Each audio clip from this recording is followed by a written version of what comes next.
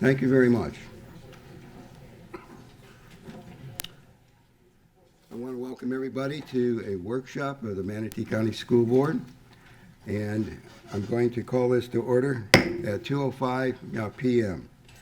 The chair has found good cause to amend the agenda to include all items listed under agenda amendments on the July 23, 2019 agenda, updated July 22, 2019, and posted to the district website, www.manateeschools.net. At this time, we are going to have reports and presentations. First, regarding the internal audit report. Is Mr. Shin here? Thank you. We see Mr. Shin. If you'd come up to the rostrum, and we welcome you, and we look forward to your report. Thank you. Thank you very much. Mr. Chairman, board members, management. I have two reports to bring to you for your approval later on in the board meeting, but we'll go through this at the workshop. I know you have a lot of items on your agenda, so I will keep this brief, but there are some significance to at least one of these reports with the sales tax and the accountability back to the public and your resolution that you did back in 2016.03. So I'm going to read parts of it to you, but I want to first thank Doug Wagner and your CFO and all the help we got from your team in doing this. This was the first report that the audit committee approved pursuant to this resolution, and they wanted to, as you'll see in our report, they asked the internal auditors to do the information request and to go through that information and then give you a report back, which you can put on your website. There are a bunch of schedules in here that I want to go through with you that show the various sources of funds and how they were expended, and then we have recommendations. And all this has been reviewed with management and with the audit committee. So this covers the period through June 30th of 2018. And it starts back in June of 2016 when it was approved by the voters in November of 16 to extend the sales surtax starting January 1st of 18, and that would go through 2032. And you charge the audit committee with the, quote, review of the collection and proper use of funds raised through implementation of the sales surtax. There were bond proceeds. Bonds were issued, and those proceeds started in February of 17, even though you didn't start collecting till January of 18. And then we covered the period from January 1st of 18 through June 30 of 18. The sales surtax collections and expenditures for that period were reviewed. We looked at the bonds, and they were issued totaling $131,785,000. They were issued at a premium of over $19 million. So after deducting your bond issuance costs, you raised over $150 million in that bond issue. So once those bonds had an effective interest rate of 3.23%. Those bond funds would be repaid with future sales tax receipts. And to give you some ballpark numbers, they're running somewhere between $32 to $35 million, maybe $37 million a year in sales tax. So you have more than enough sales tax to pay these bonds back plus the interest. So I wanted to give you some big picture numbers that you could pull to later on as your period on the board here. As a tax-exempt bond issue, the district is subject to arbitrage regulations that limit the investment income the district can earn with respect to the bond proceeds. And this arbitrage rebate assessment needs to be performed at least every 5 years unless the district meets any listed exceptions, and every year you're having that reviewed by your team.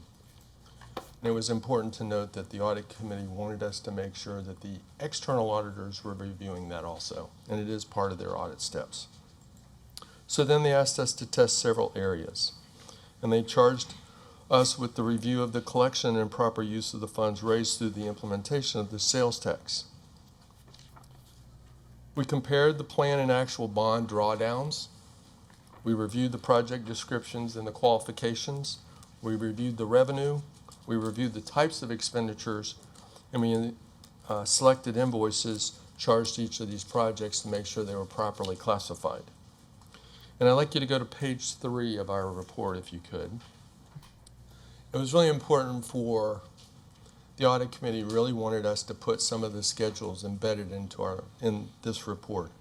So you can see in here the bond money coming in of $131 million plus the premiums, the interest earned on the money because it hadn't been spent yet, and it goes through the period June 30th, 17 and then in 18. And then it shows in the far right corner the first 6 months of collections. So we got a little over $17 million in the 6-month period. So if you annualize that, that's about 35 million. We built down there's a bond drawdown schedule where we were comparing what was budgeted to what's actual. And we've attached as a Schedule D. Now I'm going to ask you to flip to Schedule D, if you could. This has some discussion, and it's back at the end of the report. But in summary, after the bonds were issued, we couldn't get the construction, the district could not get the construction going on some of the east side facilities that were scheduled to be funded by these bonds.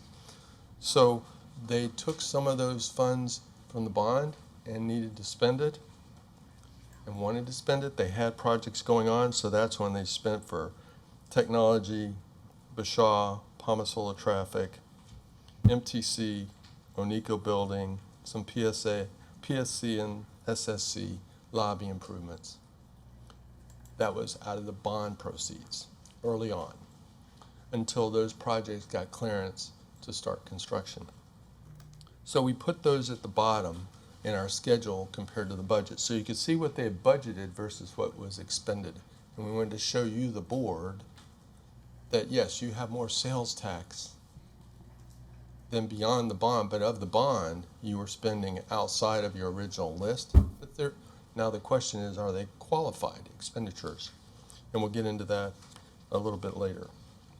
But we wanted to show that. And they have funds, they have a separate fund for the bond, and they have another fund for sales tax, so it keeps it separate. Then on page 4, back to page 4, we tested the expenditures charged. We looked at 100% of the expenditures that were paid from the date of the bond to June 30th of 17, which was about $13.5 million. And then for the balance of the next 12-month period, which is July 1st to June 30th of 18, there was $53 million spent in the bond fund, and we reviewed 84% of those invoices. So we reviewed all the big numbers and 84% of the total invoices for proper classification. And then on the sales tax, you can see of the money collected in the sales tax, they had only spent $663,000 in direct expenditures of that $30 million that they had or $17 million that they had collected in that 6-month period. And then they also paid the debt service on the bond. So going on to page 5, the expenditures that we questioned, and you can stop me at any time if you have any questions. I'm just trying to be efficient with your time today. The expenditures that came into question, we had several projects. The first, which we've already talked about with the board, and I think Joe Blitzko brought it up when he was chairman. There were some buses that were purchased during the year before the end of June 30th of 17, and those were reversed and taken out of that bond fund. So it came out of another capital fund, but not the bonds. So that was already corrected, but it was noted as an original posting. Second item is the PSC. They did some HVAC and building enclosures, and that was $877,285. And then the school support center, the lobby, elevator, and fire. And there was great discussion on these two items with both us and the audit committee. These two projects were for administrative buildings, and the management states that these projects indirectly support the students and are proper expenditures of the bonds. The bond resolution permits expenditures for construction, reconstruction, or improvement of school facilities and campuses. It does not mention administrative buildings.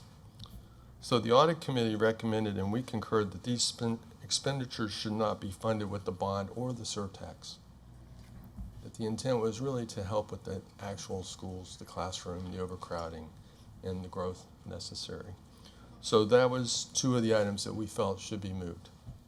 Another item, which isn't a big number, but it's $1,954. It's the tail end of an Onico building and replacement. They had some metal-sided portables that needed to be rehabbed instead of replacement. And because of the time constraints placed on the district to be ready for class, they made improvements to those portables.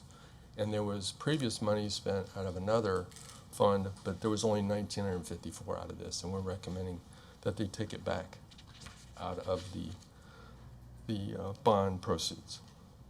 There, we looked at furniture, and that was reviewed, and as long as it has 5-year life, it's okay. So $105,000 of furniture qualified, and so there wasn't any issue. And then there was $5.5 million of what's called non-capitalized expenditures, and there's some red book rules on what's capitalized and not capitalized, and those all met the requirements, and so those are all in compliance.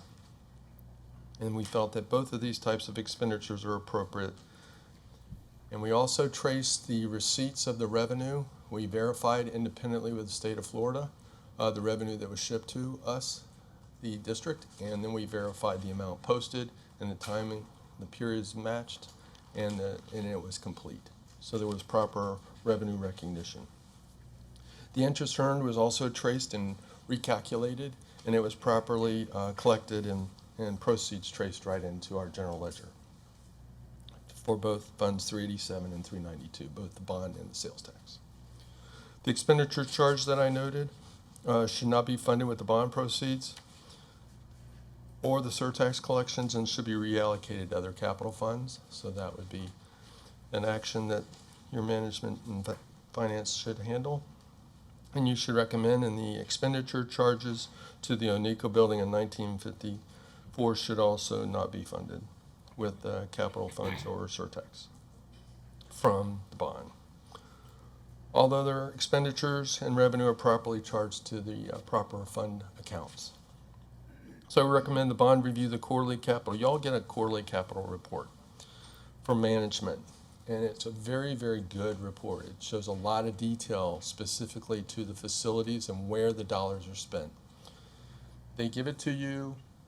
You might be a little bit worn down after you get into the grind of your normal board meetings, but this is a time to really sit down and have a conversation with them, even if it's only for 2 minutes, making sure look at the budget to actuals and make sure they're in sync and that the expenditures seem to be in the essence of what the resolution and what was adopted from the voters within that spirit.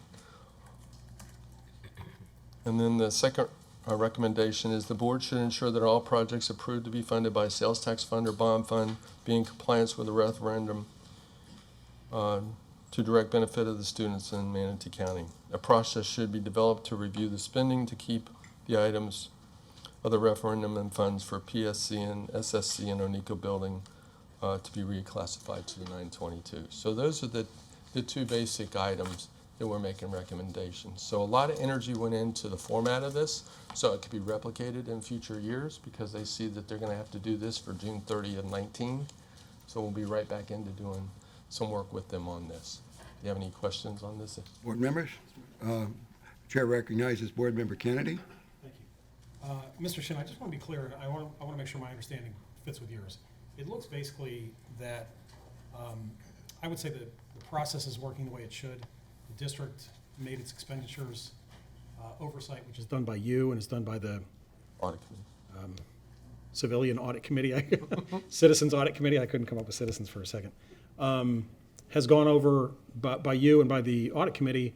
You both gave us some recommendations. The district fixed the buckets of money they came from and put them in the proper ones. So I just want to be clear that when it comes to we'll get to the half-cent sales tax later, but when it comes to we'll get to the millage later, but when it comes to the half-cent, everything is proper. Our oversight process is working the way that it should. Right. There's a couple other exhibits that I glossed over way too easily, but I want to remind you that in these exhibits, we have the 10-year plan that was referenced in 2016-03, which was very generic. Then you have your 5-year and your 3-year plans that you deal with internally. We also gave them budget to actuals on the various funds. There's attachments, so there's a lot of accountability of what's going in and out of these particular funds. And I think one of the really neat exhibits that really crystallized to the user, and it's so easy to think of, well, we have a capital fund and we have ad valorem taxes, and part of it goes to the general fund, part of it goes to the capital fund. Well, you also have impact fees and you have sales tax fees, and you have all this funds in these buckets. And where does it all go? And so in an exhibit, to cover this whole period, we have an Exhibit E. We actually have each project has a number in the system, a unique number, and then it breaks down the source of funds, where it came from. How much was impact fees, how much was millage, and how much was sales tax, and how much was bond. So you can tell exactly where the money came from. So it isn't just capital and guess. There is a great trail here. And the trail comes from putting it in the detail on the front end so you can get great reports on the back end. And that was something that really crystallized to the audit committee the sources and uses of funds, and it really heightened their awareness of all the different places your money comes from that build a school. And it takes several different buckets of funds as you used to get there. Okay? Thanks. Board Member Hopes. Thank you, Mr. Chair, and thank you, Mr. Shin, and your firm as well as the audit committee. And what I like about specifically exhibits E and F, and if we should probably consider is this information would be good on our accountability website so that the public, and I don't know how, the superintendent, you can integrate it into that dashboard, because this really allows the taxpayers to go into the school in their neighborhood and look at how this money was spent, in their schools for these improvements. And so, I think this is great and should be a recurring component of the report. But I would like to see it on the dashboard so that anyone can go in and look at how we're spending the money. This has been audited. It's been verified by the audit committee and our internal auditor. And I appreciate it being presented in this format so that the public can see the transparency and the accountability that we've had in place, over these hard-earned tax dollars. Great. Thank you. Thank you, Board Member Hopes. Board Member Golden. Thank you, Mr. Chair. Mr. Shin, we had an audit that was conducted by the state, and that there were some exceptions. How does the report that you are submitting here today from our own audit committee help us to not make the same mistakes twice that have been made in the past? And more importantly, is this a report that we have to submit to someone, or is this a report that we can rely on? Okay. Yes, you can rely on it. Okay. Yes, we have incredible amount of coverage to audit 100% of certain expenses and 84% of another. It isn't just 84% of the dollar amount. We did 84% of the invoices, which well exceeds 84% of the dollar amount. So we are auditing a lot of detail here.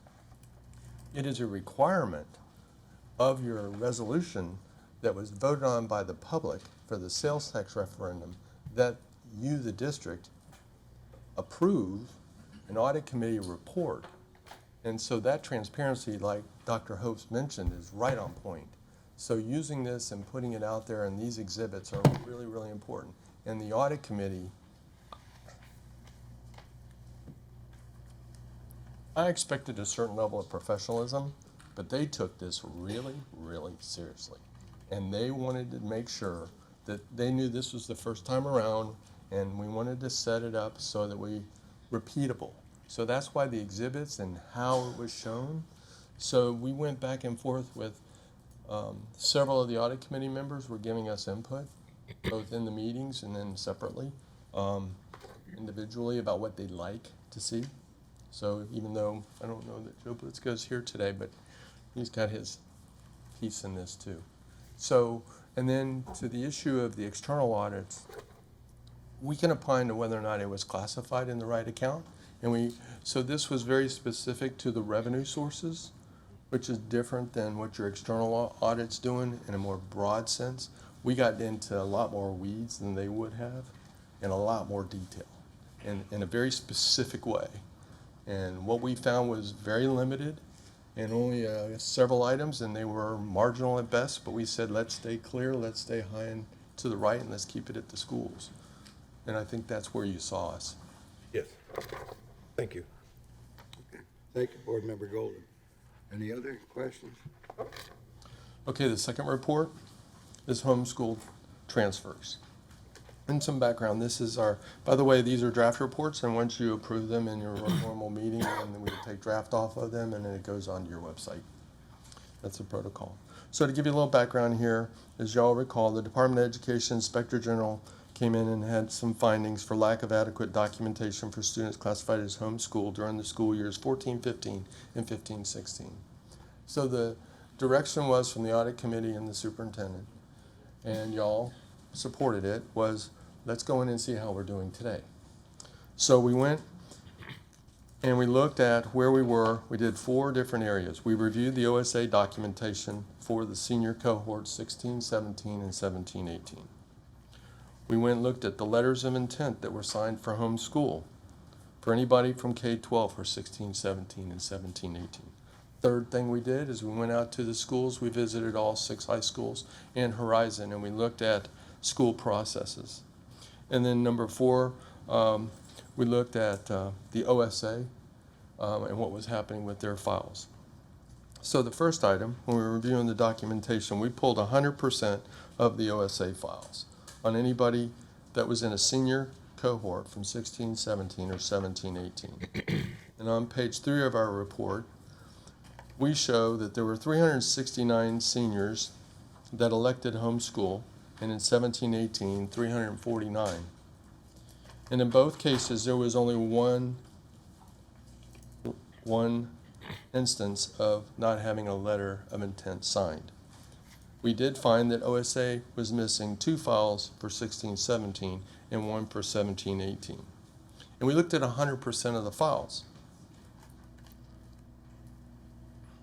We also noted that the records at OSA are maintained by birth date in cardboard boxes, and they're filed by name. And then they're filed by name, but you have to know their birth dates. And this is done to avoid confusion because of similarity in names. The security around that to get into that building is good. However, one of the things that's noted isn't written in this report, but many of the audit committee members wanted me to bring this up, is that OSA could have some fireproof area to place these into. Similar to what we have the cumulative files at the various schools. And part of the requirements that you have both in your district policy and the state is to maintain records with security and safety and recommending for fireproof and to avoid water damage. So it's something that maybe we could tweak at OSA. But our recommendations on this is that the OSA should generate reports on students who have transferred to homeschool and then review the files for those students to ensure that all the required documentation has been acquired and stored. We recommend the district consider a process to begin digitizing these files, but until they digitize it, the district should consider a revised procedure to maintain the cumulative file at the school, the student's base school, when the student is being transferred to Horizon, since this is generally a short-term assignment. One of the things we found is your cumulative file is so important, and it's all in the statutes and in your policies. And one thing that really was, and I mentioned it in here, we mentioned it in our report, is that Ms. Saunders here took it upon herself before she went back, and it goes back to when she was assistant superintendent, and then before that too, where she put it upon to push to build a policy and procedure and to organize this department. So you can see the improvements. Now, later on in the second piece, you'll see it. On the letter of intent, which was where the state was really wound up in 14-15 and 15-16, We asked for Survey 5 data. Survey 5 data is data that you're giving to the state at the end of the school year. So we're using that because it's a complete end of the year type of situation. And on page 4, we embedded a schedule here that shows the number of students that elected homeschool in Survey 5 in 16, 17, and 17, 18. You had 144 students, and then only 2 of them did not have letters of intent signed. And in 17, 18, there were 133 students, and there were 2 of them that had not been signed. So, and in comparison in 14, 15, there were 121 seniors, of which of the 121, 115 were coded wrong. So you can see that this was a vast improvement. So we recommend that the district should develop a process for continued review of the survey data to the student data in production to ensure that the records reflect the most accurate so that they can get rid of the few. Now it gets a little bumpier in the second half of this report. Third area we picked on was school process reviews, where we looked at the 6 high schools and Horizon. We discussed the processes for security around the cumulative files, and we requested only 6 files at the sites to see if they could come up with them. So we didn't give them the numbers in advance. We just came in and said, we'd like this student, this student, this student. And so they pulled. And the data is here on page 5. In Horizon, of the 6, they had 2 files of the 6 they couldn't come up with, and Manatee High, 3 of the 6 they couldn't come up with. And of those 6, 2 did not have the intent letters in the file. And Brain River had 1, Manatee 2, Palmetto 1, and 2 in Southeast. Now they're not required to have it in the cumulative file, but we're recommending that it should be in the cumulative file. But the point is that some were missing. We did a follow-up at Manatee High with Mr. Sauer's leadership. They were able to find 2 of the 3, and they were original files. And the third one they couldn't come up with, they had built it back up as best they could from information they had, and they rebuilt it. But it's something that's we take very, very seriously. So we recommend that the district consider improving policies and security over the cumulative files to include who should have access to the rooms and the files, who should have keys to these rooms and file cabinets, and who should have access to the keys. Now we have, as an exhibit in here, Exhibit E, which is the very last page, which we talk about the various schools. And one of the audit committee members asked us to put down all the different policies they broke. There would be so many in some of these circumstances that we thought it would be better just to note what we saw. And some of them were circumstantial because of how the building was laid out and where they were and how they were working around their circumstances. So yes, they have a security issue on some of the schools. Some have lockable rooms and lockable cabinets. Some are locked. The best one is Bayshore. Bayshore is really accountable to it, and I'm sure since we've been there, Mr. Sauer and Ms. Saunders have, I'm sure, taken some action. We saw some of it at Manatee High with finding the cumulative file. So, but there is a need to really button down access to the files, who has the keys, how many people have keys, and the like. And so we note that on Exhibit E. So we would hope that when we follow up on a post-audit review on this, that this area will be something that will be much improved and very consistent. Because in our own policy manual, on page 12, we talk about here, and it says, quote, the maintenance and storage of student records, and this is under the area of standardization of CUME student records. The maintenance and storage of student records should be consistent across the District of Manatee and such practices and policies should align with all state and federal laws regarding student records. And then with regard to on-site storage, state statute requires that student records be located in a secure area within the building. The construction of the records room should be designed to protect the records from human and natural disaster. When a fireproof room is not available, fireproof file cabinets can be used in a measure to protect student records. They have fireproof file cabinets in the schools and at Horizon. The issue becomes, do they lock up the door? And when people sign them out, how good are they at bringing them back? And what is the oversight of those records? And when some of them are missing, it just says, okay, we're a little lax, we got to beef it up here. So we woke them up, we wrote this up, and we want to follow up with it. And so that's on page 12 of your own policy. Then we go on to number 4 on page 6. Let me make sure I'm going fast. We detail the OSA file review. We reviewed 715 files, which represent 100% of the people transferred in 16, 17, and 17, 18. Looking for self-signatures, notice of reviews. This is where we said, okay, somebody said they're going to homeschool. We want to be able to prove that they really were homeschool, and if not, then we got to push them back to either GED or whatever, or they're back into schools, or they've left the district altogether. We got to document that. So in 16, 17, there were 369 students, and of that, there was only 15 files that had partial evidence, and 263 had no evidence. And then in 17, 18, there were 346 files, and 3 had partial evidence, and 246 had no evidence. Now, the rules have changed since these particular years on homeschool and the amount of oversight. So this is being judged based on these standards that were in place in the rules for oversight of homeschool students. It's become, the needle has moved to be more of a general oversight and not as specific.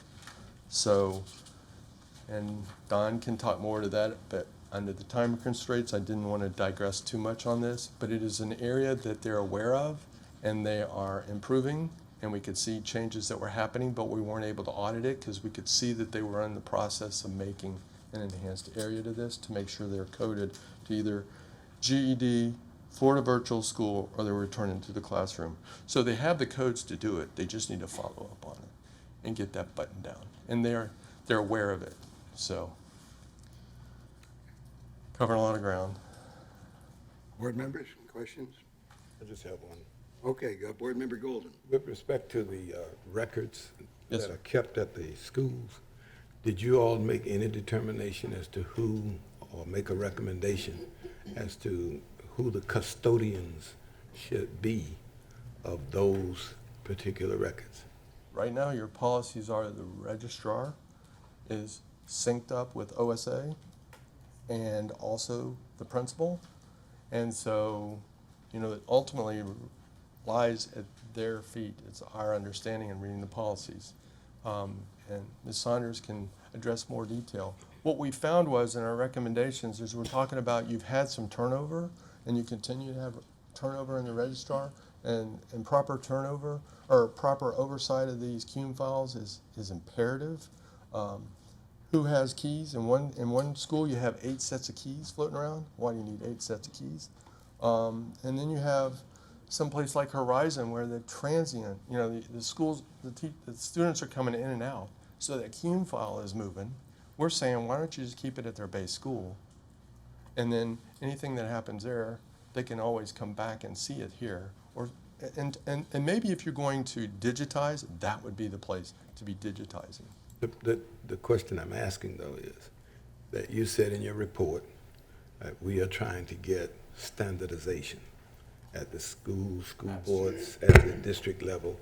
And I'm asking, is there a recommendation? Because to say where it is right now with the, We say just follow your own. They have the policies and procedures there.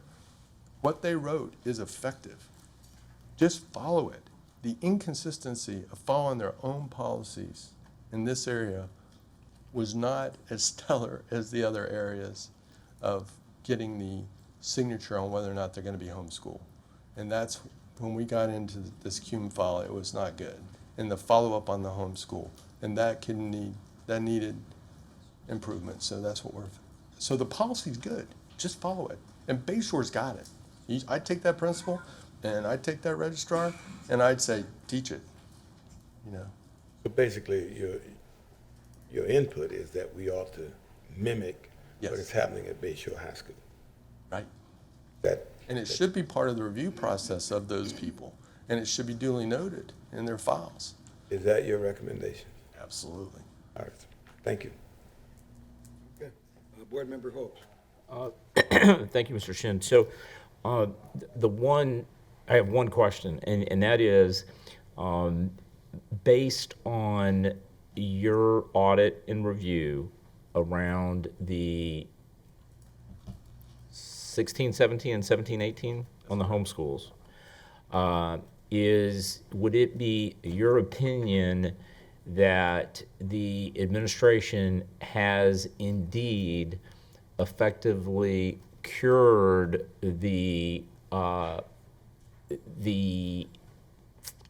complaints from the Department of Education's prior commissioner regarding the 14, 15, and 15, 16 That's- school years? That's exactly why we gave that exhibit in there, to show the massive improvement. It isn't perfect, but when you only have one or two for a whole year, that's really, really good. It's an isolated incident. So your controls are working. The part that wasn't followed up on completely, and they hadn't had the people, and I don't want to make any excuses for them, they just weren't following up the way they should on verifying that they were in a qualified homeschool program. So more just policy compliance. The policy exists. That's a compliance back, that if they're not, then they should be in GED or the virtual or back into a base school. So then, second, Mr. Chairman, based on these types of recommendations, and understanding that the administration has been following up, but I think what we heard from the audit committee is, for a considerable amount of time, they've been making recommendations, and it did not appear that the board was either taking action on the recommendations or holding the administration accountable to report back to the board. And so I think this is a perfect example of where I believe the board should come up with guidance and work with the administration on some sort of a timetable when we receive these types of reports and we accept these reports, that within a certain period of time, we get communication back from the administration of when we can expect a report back to the board from the administration that they have acted upon the recommendations that the board has accepted. Okay, thank you, Mr. Hope. Thank you. We had 45 minutes set aside and allocated for reports and presentation. We're just about at that, but we have a wonderful audit committee. And if you could provide your report here, and don't want to rush you, but we do have a limited amount of time this afternoon, and we also have a meeting tonight, I'm told. I will do my best. Okay, thank you. Board This is members, our new chair here. Thank you Yes, very I much. am the new chair, Mary Foreman, and I succeed Dr. Susan Agruso, who was our chair for 2 years, just did a fantastic job. Thank you. And Well, before that, Mr. Blitzko, so I've got some big shoes to fill. We met July 11th, and we had MSL, Jeff Wolf, Senior Audit Manager, came and gave a presentation on what's going on with their audit of the internal school funds, and it's well underway. And we had some discussion about the effect of the new ERP system, and we can expect to hear more on that from them when they give their audit findings. Then the committee spent a fair amount of time talking about the audit committee charter again, and noted how much time has been spent by both the board and the audit committee, and we'd really like to get this behind us. Attached to this report are the revisions of the audit committee recommendations. We took into account all of the comments from prior discussions of the board and the audit committee. And we also, because at the last meeting, the auditor selection committee was formed, we needed to take those tasks out of the audit committee charter, so which we did. And then, so the auditor selection committee, the new committee, will have to adopt its own a charter for that committee, and the board approve it. We just we ask that you look at it. Please accept it without further modifications. And if we want to work together on this, but we feel like there's more productive uses of all of our time. Okay, the sales tax report, we had discussion among the committee, and we voted on it. There were 6 members present, and we voted on it 5-1. The dissenting member had concerns that they felt that the significance of the 10-year capital outlay plan was not addressed in the report. They were of the opinion that all expenditures of the sales surtax money had to be included in the 10-year capital outlay plan. The rest of the committee did not agree, and so I'm just bringing that to your attention. Then there was also discussion about when the board approved or adopted Resolution 2016, number 10, they gave us the authority to engage Carr, Riggs, and Ingram to do the audit work. But then in the next item, they say that we're to review and to express an opinion. And as accountants and auditors, we're a little testy about the definition of review and opinion. And we just want it to be clear that we rely on Carr, Riggs, and Ingram, and we concur with their findings. And so therefore, the audit committee recommends this report to the board and concurs with the findings and recommendations of CRI with a vote of 5-1. The next item we discussed was the job description for the in-house internal auditor, which I believe is on your agenda for tonight.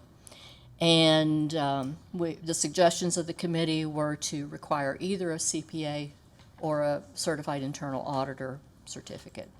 And then we added one item to the task, and that was that they that whoever you hire participates in the annual update of the internal audit risk assessment.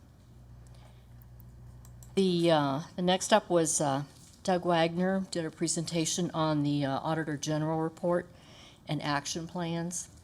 Back in April, I believe it was, the AG was here, did their operational audit, had 8 findings, and according to Mr. Wagner's action plans, they're well underway. There's one item that will be complete in August, and another one that will be definitely by March of 2020. So we were very pleased with this and expect CRI to, once they're all complete, to review the adequacy of those plans and to complete them. The CRI report on homeschool transfers that you just heard about. Don Sauer presented actions or discussed what they plan to do in terms of their action steps and plans to begin digitizing the records. That has got to be a priority. The fact that this district has so many students and we're still doing paper files is pretty incomprehensible. So it will just solve so many problems to get these digital. And Mr. Sauer will give us a status update at our next meeting of the specific action plans. And again, after that's done, CRI will conduct a follow-up sometime later. So the audit committee voted unanimously to recommend this report to the school board and concurs with its findings and recommendations. And we also noted that there's a vacancy on the audit committee as of July 1. And we had asked that that the district put it on a website, and Mr. Barber put it out for press release. And we've already received 2 very qualified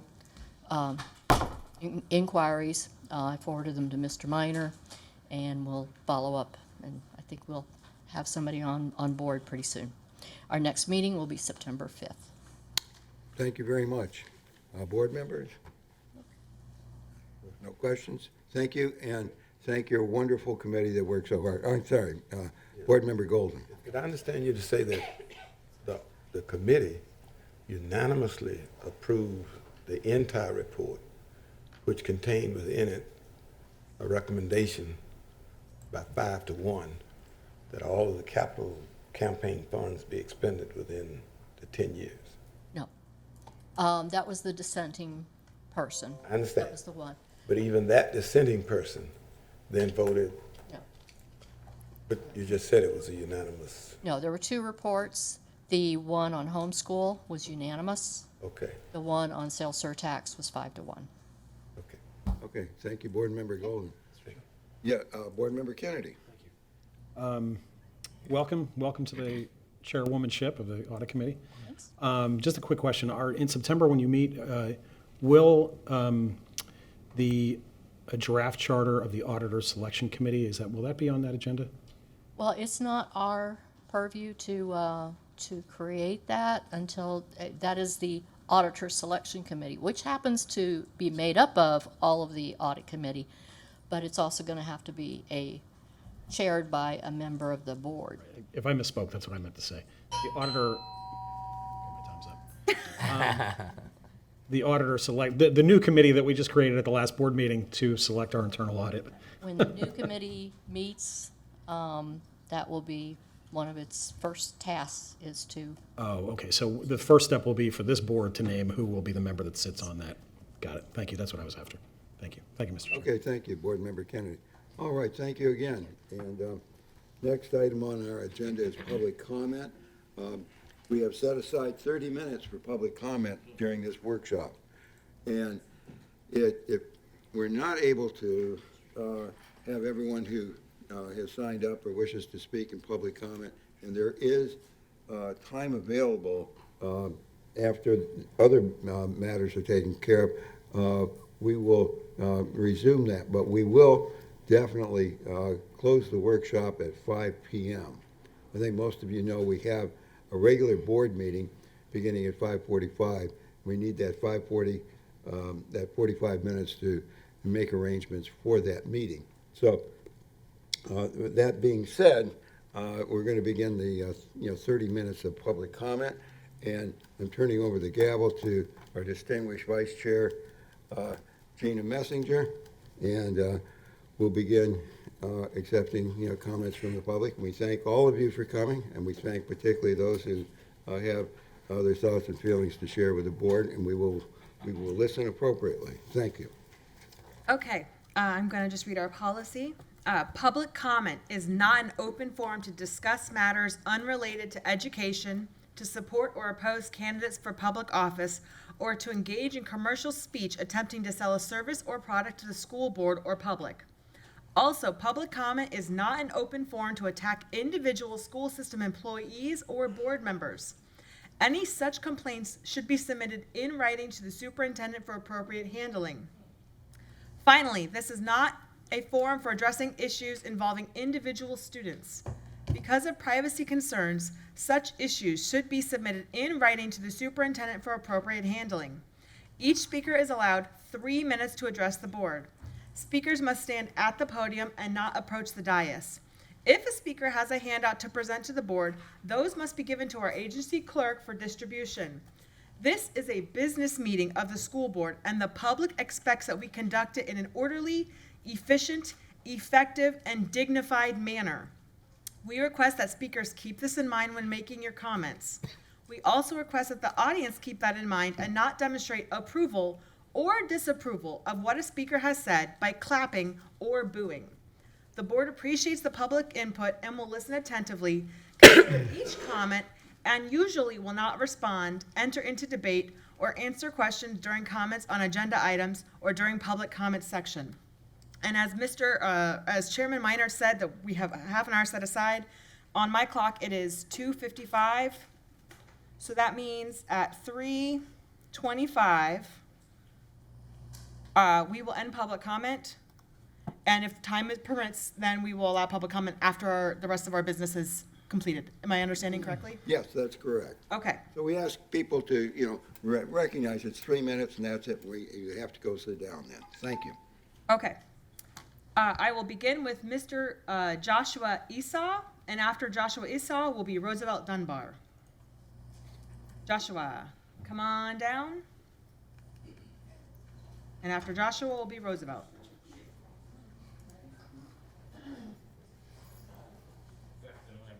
Good afternoon. Thank you. Didn't want to be first, but let's go. I'm not good at impromptu speaking, so I wrote everything I wanted to say down. You didn't mind. Good afternoon to all the members of the school board and the public in attendance. I would like to spend the first few minutes of my time defending the character and reputation of a human being that you have worked to destroy, and the second half of my time, if you're still listening, to focus on what we should be focused on, Lincoln Memorial Academy.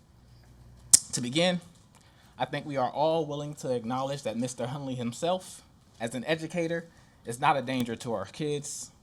Let us remind ourselves that in no way, shape, form, or fashion do we honestly believe that any child left unattended with Mr. Hunley is in any danger in any form. I say this because the school board of Manatee County and the various news outlets have given us a completely different narrative of Mr. Hunley. With the trickery of words, you have at worst betrayed him as a pedophile sympathizer, and at best careless, even though you all know, beyond a shadow of a doubt, that he is none of those things. I have followed this story since its start a few years ago, and in truth, Mr. Hunley has always sought out and acted based on the instruction of his supervisors, and when those instructions were intentionally vague, he acted in accordance with our right to due process. And let us be clear that it was not Mr. Hunley's decision to afford Mr. Peterson his right to due process in his recommendation that got Mr. Peterson his job in Sarasota County. Mr. Peterson got himself the job in Sarasota County, but it was the school district's unwillingness in a timely manner to report the investigation and subsequently have Mr. Peterson's teaching certificate flagged that could have prevented him from having his job in Sarasota County. So the next question I'm asking anyone reading, or more importantly, writing an article, is why this was not reported. Is it within Mr. Hunley's job responsibilities to submit an investigation to the appropriate parties to flag a teacher's certificate? If it is not, has the persons or person responsible for doing so been held accountable for their actions or their negligence? I would hope that you all will be willing to answer those questions, and I will be able to read those responses in the newspapers. On my second point, Lincoln Memorial Academy, let us start by agreeing to one fact, that the image or public opinion of Lincoln Memorial Academy has been tarnished by the information delivered to the various news organizations. In spite of that slander, with half-truths and deliberate omission of facts, LMA's enrollment numbers were strong last year and are projected to be even stronger this year. I think we can agree on that. So what is clear is that the community Lincoln Memorial Academy was transformed to serve supports the school. What is absolutely certain from all parties involved is that the students and the parents of these students want to attend Lincoln Memorial Academy as it is currently instructed. There should be no doubt about this. Thank you, sir. Roosevelt Dunbar, come on down, and after Roosevelt will be Joanna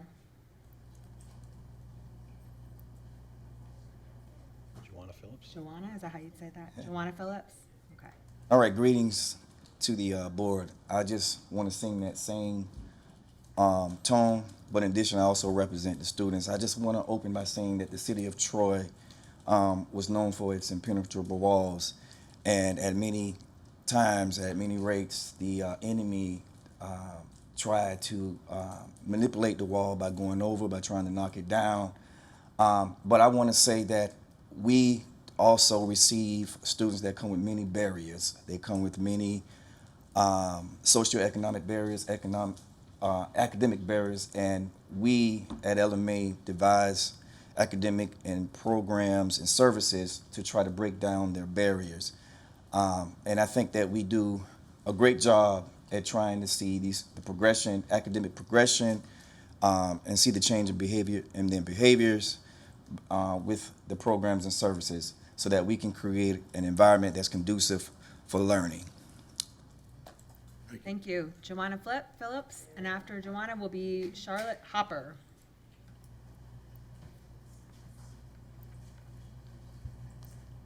Good afternoon, Board. I am currently the registrar at Lincoln Memorial Academy, which I serve proudly as their registrar. On Friday, my rights as a registrar were stripped, and I am unable to enroll. I am unable to withdraw. I am unable to change survey edits, survey corrections that affect our money, our funds. And I would like to know, what is your recommendation for me to effectively do my job as the only registrar in the district who has no rights and no access to your student information system? Charlotte Hopper. After Charlotte, Jerika King.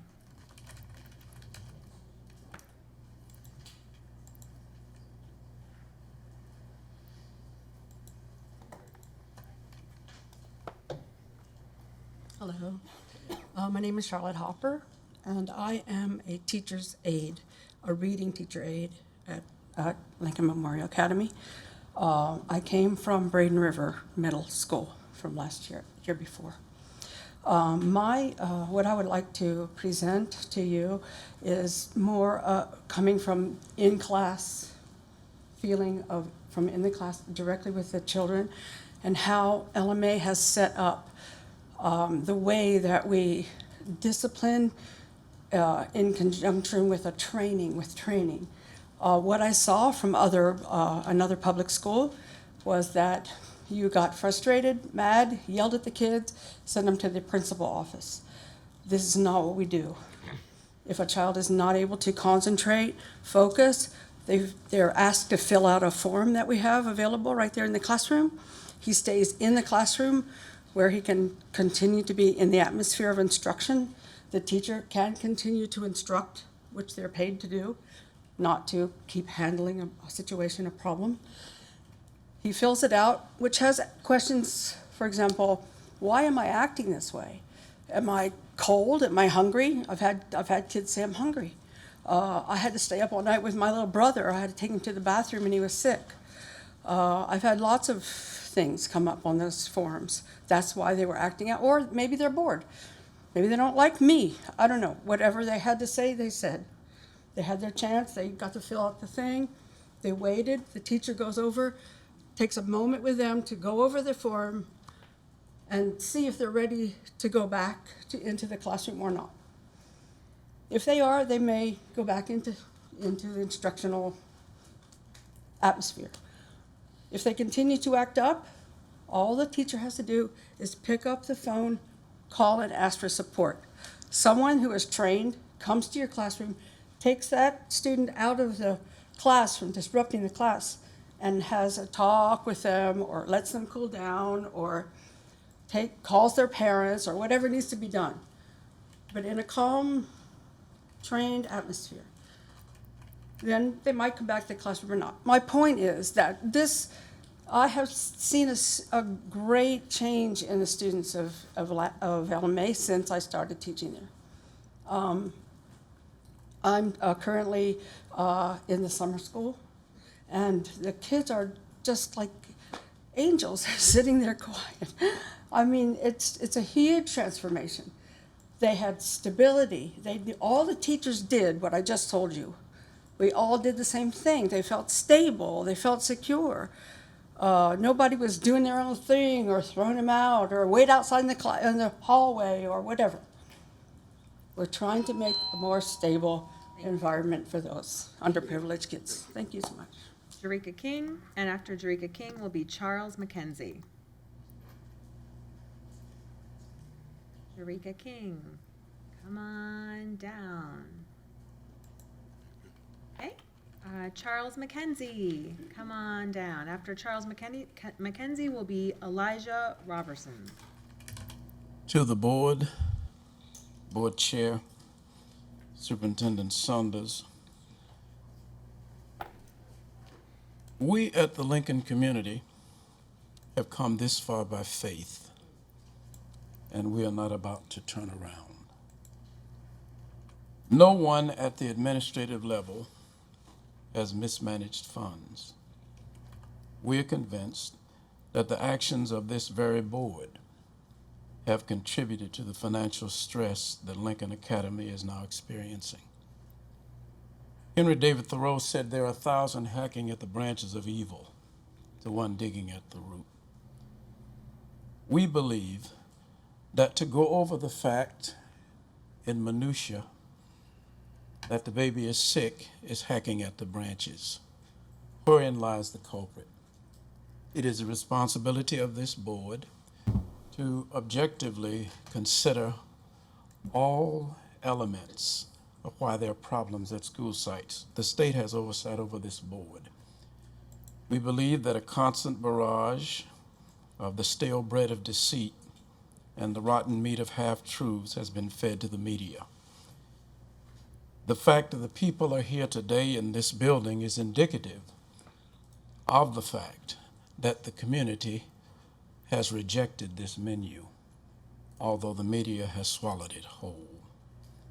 Our children deserve to be nurtured and educated, not watch as elected officials try to find a scapegoat that will be the solution that is not a solution and will exacerbate the present condition by not giving Lincoln and its community the same respect, the same consideration that others have been given who have undertaken to do the same thing. This is a case of unparalleled paternalism. So now that the pound of flesh has been taken, what say ye? When will the meanness cease? When will the foolishness stop? When will the recklessness come to an end? When will we work together as a team? Lincoln Memorial Academy will thrive because the people want it to thrive. Its founder will more than survive because he is, though battered and bruised by malicious cruelty, on the right side of history. I conclude my modest remarks with the following statement. Let us be ever mindful of the fact that here today we write history, and history will judge us. The power of the people remains greater than the people in power.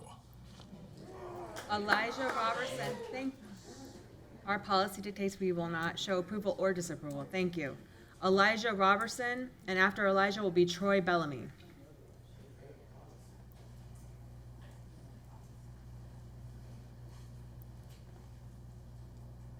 Hello, Board. My name is Elijah Roberson. I am a former student of Lincoln Memorial Academy.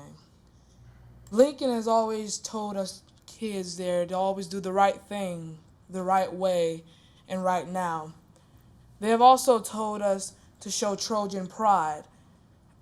As some of you may know, as some of you may not know, the P stands for protect, the R stands for respect, the I stands for inspire, and the D stands for demonstrate, and the E stands for excellence. Each student there shows each of those things.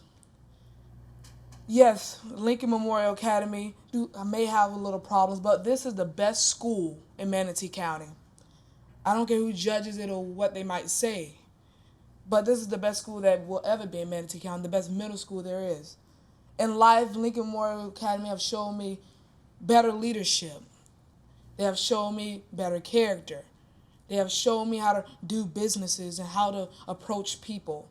I have been in many clubs such as Future Business Leaders of America, Future Farmers of America, Student Government, and many more. But because of Lincoln, I have become the man that I am. And even though that I may be going to high school, I still will carry that Trojan pride. Why? Because I am a man. I am an African American who stands on the ground. And I may have my problems, but because of Trojan pride, I am who I am.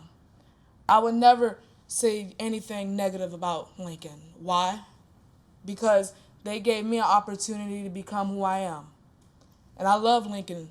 I love Mr. Hunley. I love the teachers who take their time to teach us how to be successful people in life. So I thank Lincoln. I will always thank Lincoln because of who they were. And I love everybody there. In my heart, I truly believe Lincoln should stand there. They should always be there. They have been there since the 50s, and they still stand to this day. Why? Because they believe that everybody in the community should have a chance to speak to do the right thing, to do the right way. And I believe that Lincoln will always stand forever, even though what might happen, it will always stand. The pride will always show, and the people will always do the right thing, no matter what may come and no matter what you may decide. And that's all I have to say about it. Troy Bellamy. After Troy Bellamy will be Alton Lilly.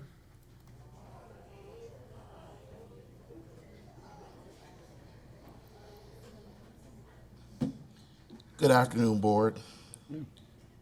I stand before you as, my name is Troy Bellamy, and I stand before you as one of the instructors at Lincoln Memorial Academy, but I wanted to go over two axioms that I find fitting in this situation.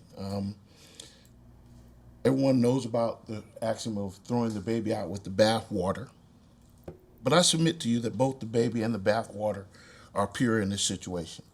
The bathwater is comprised of the tears and sweat of the parents, alumni, teachers, and administrators who have prayed and worked to provide a viable educational alternative for the children of the community who have been busted, ignored, devalued, but now have been given an opportunity to become college and career ready, to learn athletics, to be exposed to the positives in our community and outside of our community. The children are pure, and all they and their parents want is a school that will give them a chance to see how they can positively affect their families, their communities, and the world at large. The sacrifice that people have made to develop LMA, on top of the work that the school board has done, cannot be ignored. It should not be treated as a rebellion, but as a rejuvenation, a renaissance, and a revitalization of the community of Palmetto. I say this as a son of a Lincoln graduate whose mother and father's education could not add up to grade 12. My father was the first to go to college because of Lincoln, and he influenced the entirety of our family, including myself, to complete university and postgraduate education. My second axiom is in the Bible. Cain killed Abel because his sacrifice was greater and more pleasing than that of Abel. Don't be like Cain. Allow Lincoln to be able to continue to make sacrifices that are pleasing to God. Give us the resources to continue to make the sacrifices that will benefit these children's lives. Thank you. Thank you. Thank you. Alton Lilly, and after Alton Lilly will be Saul Johnson. How you guys doing? All right, so it's apparent when you go to the newspaper or when you're under investigation and you pretty much the newspaper say, Can you please speak into the microphone? yes, I apologize. When you in the newspaper and the newspapers say that you admit to committing fraudulent acts, and not do the board investigate her after she admitted, we all read that she admitted to committing fraudulent acts on the back of minorities. When they was put out of school, they end up, homeschooled to make you look good so your position can get boosted up. We are all clear that is public record. But instead of us investigating her, we push the process along faster to get her in her seat. That's not true, sir. I'm reading the wrong thing. My debate class actually studied this in January while this was going on. We put a lot of things like in 2012, your watchdog status was under debate because they say for you to be the watchdog, I said facts about education, ma'am. So therefore, here we go. We have someone that has admitted. Then she backtracked and she stated that that was not the case. So my question is this. If we have somebody at the top that is committing frauds, but now if it's okay and she gets voted in, why is it she's going to stop doing what she's doing? Fraud continues. Shutting down our registration system saying, oh, we're projected. The word projected means it's a guessing number. That's what projection means. But when you're committing fraud and it's all over the paper, but you get promoted, I can only ask, what if she was black? Would she be in handcuffs? Would she go to jail? Now, my question, you can look strange all day, Mr. Watchdog. But my question, this is why I clapped for you when you came in, sir. On February 12th, I watched you. I watched your soul leave you when it was time for you to have the final vote on her. Your soul went to your belly, into your gut, and you had to use the restroom because you could not muster to stand up as a man of God, as a reverend, to tell this lady, no, I cannot vote for you. We need to. Are you looking back there for them to come get me? Am I lying? This is beyond public comment. No, this is public comment about the truth. What is not the truth? We have a person at the top that's committing fraud to take Lincoln down. And you guys are supporting it. And when they ask you, sir, about her even giving out money to staff without your permission, you say, oh, it's law. The watchdog say, oh, it's law. She's good. But you guys are taking the energy and the time to beat LMA down. You hear the paper and say, if we get rid of Mr. Hunley, the school will be okay. You made those statements in the newspaper. Why didn't you have that same energy to say that about her? We need to investigate. Before we just put her in position to run the school board, let's investigate her. You guys refuse to. You refuse to investigate her, but yet you guys are behind her while you're tearing this school down. That is crap. How many times have you visited Lincoln? This is the first minority charter school. How many times you as a black man visited Lincoln and stood up for our school? That is Never. 3 minutes. Thank And you you so can much. fix your face while you're looking at people when they're responding about the truth. No, thank you. Saul You Johnson. put them side faces up there like, ooh, what they talking about? Ooh, what you talking about? Saul Johnson. Okay, have my move. Thank Have my you. Caroline Ilfra is next after Saul. Good afternoon, board. I didn't plan an extravagant speech. I'm just coming straight off from the heart. I'm Saul Johnson. I'm the plant manager here at Lincoln. And I just want to speak on tradition. I'm from Sarasota, Booker High School. Parents went to Booker High School. Grandmothers went to Booker High School. Grandfathers went to Booker High School. So there's a sense of pride and dignity when I say Booker High School. Lincoln reminds me of Booker High School. With tradition, the first thing that 5 years ago when I walked on campus, I was constantly reminded of the tradition, pride of Lincoln. We need to keep that culture that they have, love, compassion, people that really cares about people, kids. Kids have a sense of pride there now. Within the last 2 years, I've seen kids walking around with paraphernalia of Lincoln, all in the community. Something that's a cornerstone of the community that needs to be there and needs to remain there. We don't need to bust kids out from their community out west or out east or wherever the case may be to get an education that they can have pride in right in their own backyard. And that's all I have to say on this matter. Thank you. Caroline Ilfra, and then after that will be Delbra Howard.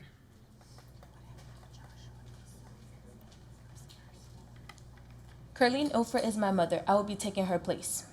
Can you say your name for the record and spell it? Leilani Fell. Leilani Phele. My name is Leilani Fell, and I am a student at Lincoln Memorial Academy. It is one of the greatest schools in Manatee County. Many people think that our school will change and will be over because of Mr. Hunley. No, it will not. Do you know what my school is about, other than the regular curriculum that is taught?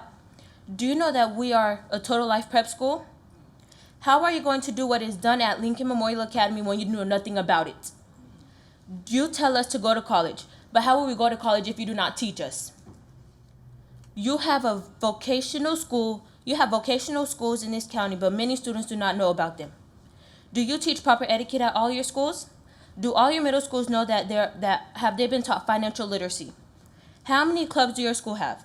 Do they at least have 10? How can anyone rule our school? When you know how to provide us with anything Lincoln has to offer or more than Lincoln has to offer, please come at me and come get me at Lincoln Memorial Academy. And revisit the idea of taking over our school. You can't because you do not have the brains and the common sense to, as Mr. Hunley did. Thank you. Delbra Howard, and then Rodney Jones.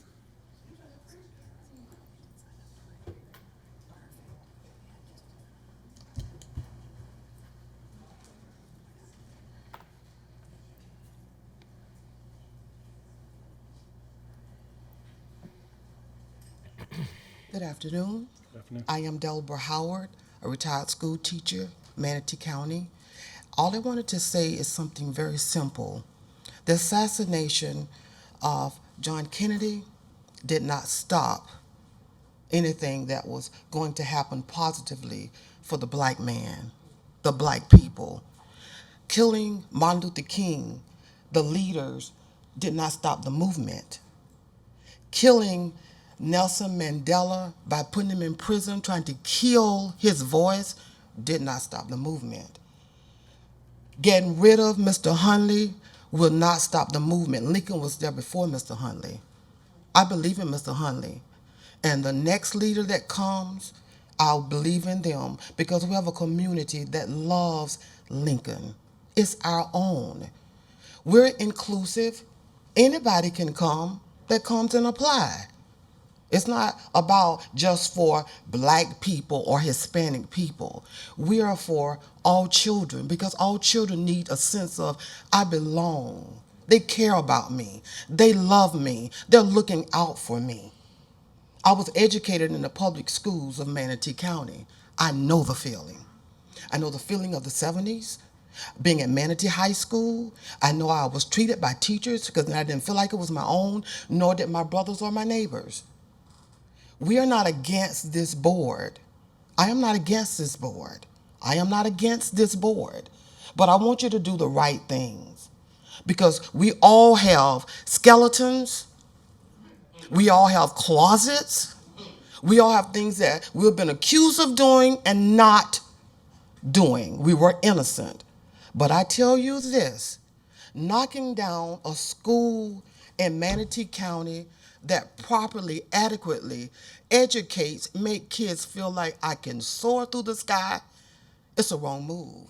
So the letters and the telephone calls and the messages to the state of Florida, the negative ones, needs to cease. That doesn't mean Mr. Hunley is going anywhere because they took his credentials. What does that mean? If he started something, if he loves something, if the children are prospering, why go after him? Look in your own closets. And it looks like we will get everybody done in time. Come on down, Mr. Jones. Greetings, board members. Well, that's it. I can start it whenever you're ready. I'm really talking to my people behind me, and just really a sad day that we're actually to this point. We've presented so much evidence of just poor conduct toward Lincoln. It's a classic retaliation. I mean, policies haven't been followed.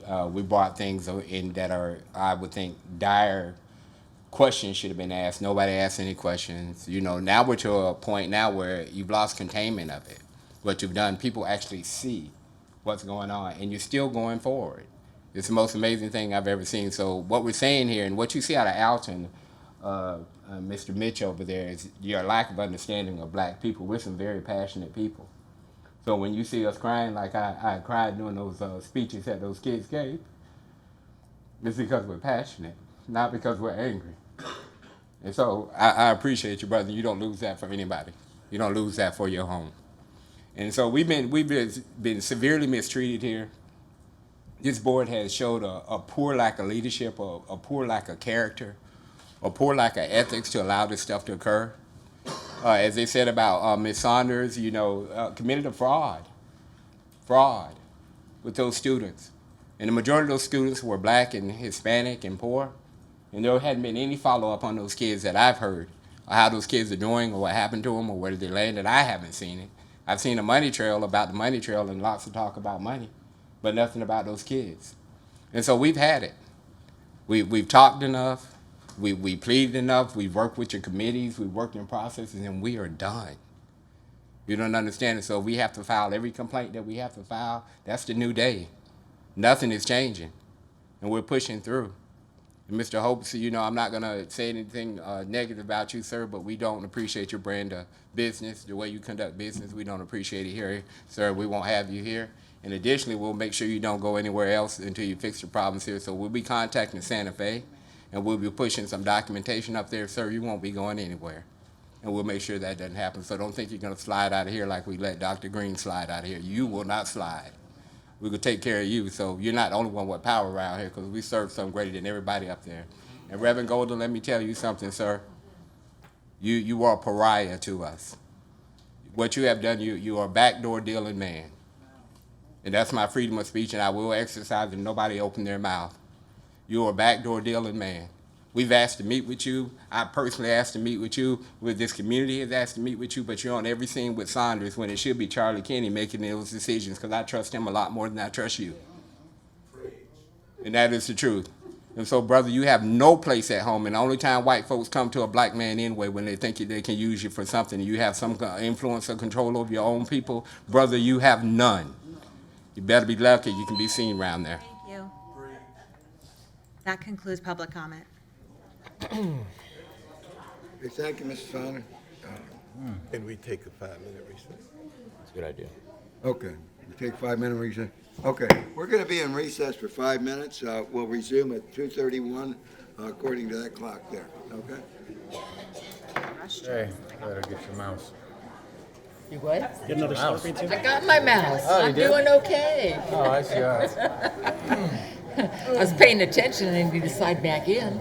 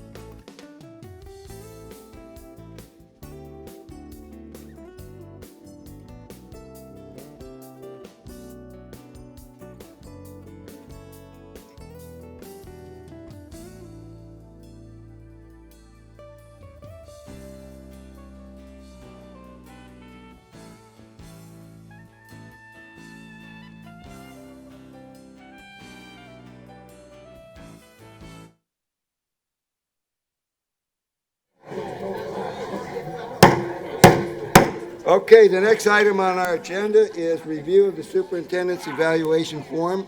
Please sit down or you're going to be asked to leave, escorted to leave. Thank you. Okay, we're going to review the 2019-20 evaluation form for the chair.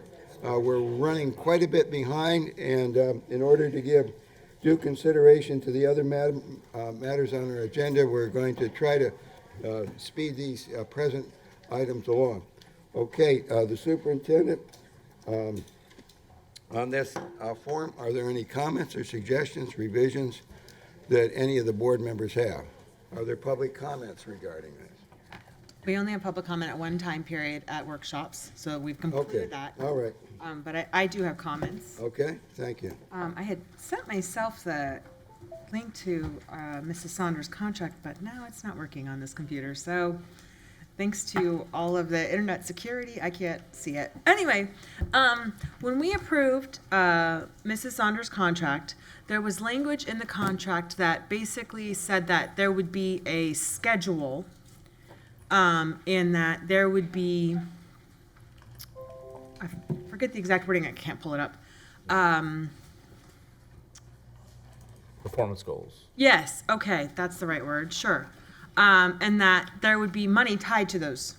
So this evaluation piece, I don't feel like is actually necessarily part of the contract anymore, because there isn't an evaluation piece in the contract mentioned anymore. But what is in the contract instead is performance goals, as and I think that was similar to what it was said.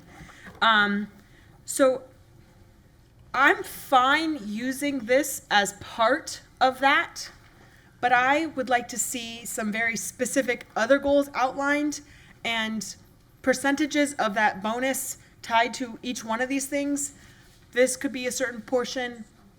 And then other things, like, to me, I would like to see a focus on reading, especially in our Title I schools, making sure that we're increasing those gains so that we're filling that gap from our Title I schools to our traditional schools, so that every school is third grade reading level is the same. And I would like to focus on third grade reading scores. So to me, those are two things that would be in addition to this, that I would like to create a schedule and money tied to those specific things. Like I said, we can use this as part of it, but to me, and I see that there are some of those things are mentioned in this, but I'm afraid that if they are only in this evaluation, that they will be, for lack of a better word, watered down in their value, when to me, third grade reading scores, especially in our Title I schools, is immensely important, and I don't want it to be just one section of this and it all gets averaged together, and if she gets good scores and other things, then it doesn't matter about that one portion. I don't want to see that happen. So my thought is that like I said, I'm comfortable with this, but make sure that we are adding other items that might be specific topics that we can agree on that we think should be goals, and have the incentive pay that we had put in the contract, make sure the incentive is tied to all of those goals, this being one of them and then some other ones. That's just my thought. Thank you, Vice Chair Messenger. Are there any other board comments at this time? Board Member Golden. I just had a couple of questions, but I also had an observation that I wanted to make. The superintendent evaluation form that we have before us, where does that come from? Is this a Superintendent board Saunders, would association? you like to respond to that, please? Sure. Dr. Vogel, we took his, he sent a number of them. We also went back and looked at Dr. Green's. We also embedded in there the 30, 60, 90 topics that we were supposed to, or I was supposed to put in place, and that's how that was derived. So a little bit of what Ms. Messenger had indicated, I think, is in there, but what she's saying is she wants a few more very distinct, outlined, measurable topics within that.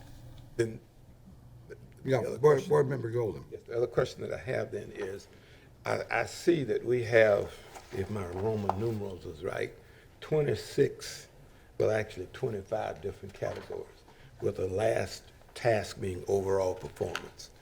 And each of these has no less than 3, and some have as many as 6 or 7 subcategories in there. How difficult will it be for me to evaluate each of the aspects of the categories that are there?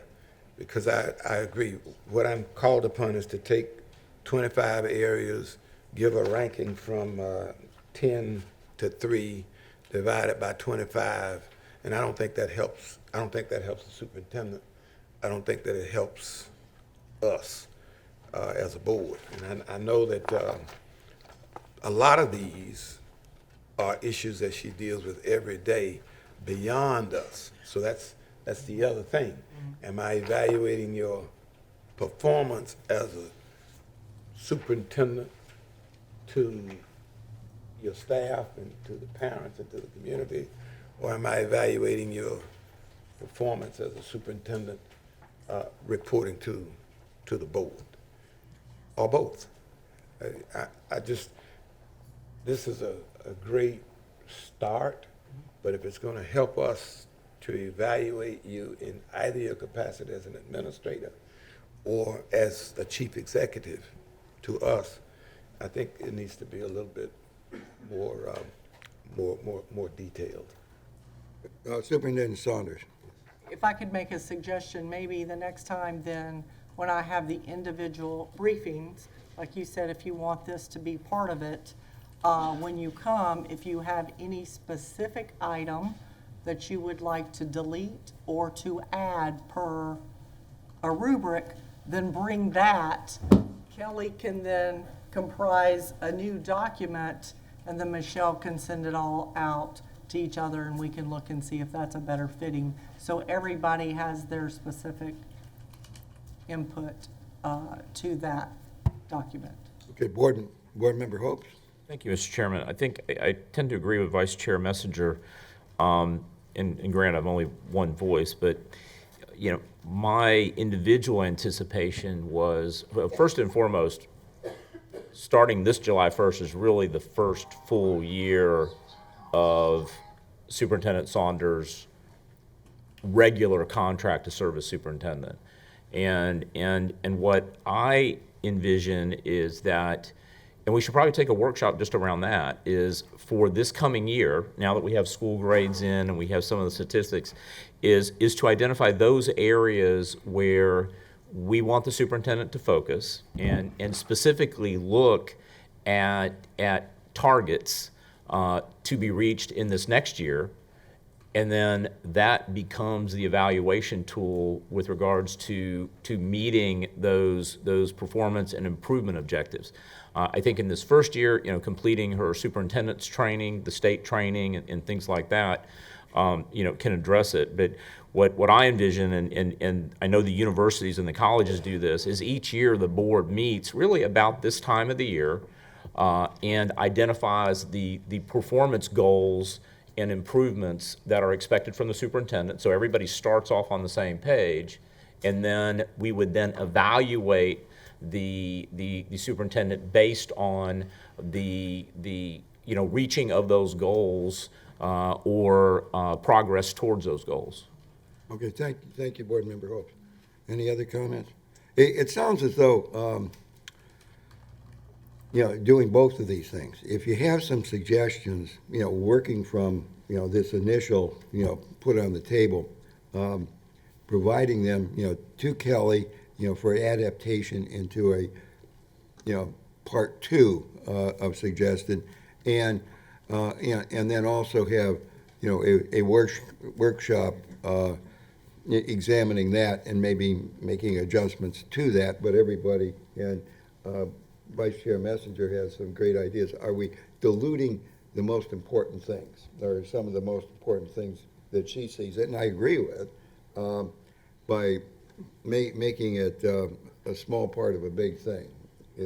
Am I reading that right, correctly? Okay, I like the way you, and, but let's put, some time frame. Hopefully in the next 10 days, that would be, whatever ideas you have, get to Kelly, and we'll try to, schedule some workshop within the next 6 weeks. Does that sound comfortable with everybody? Yeah, Board Member Kennedy.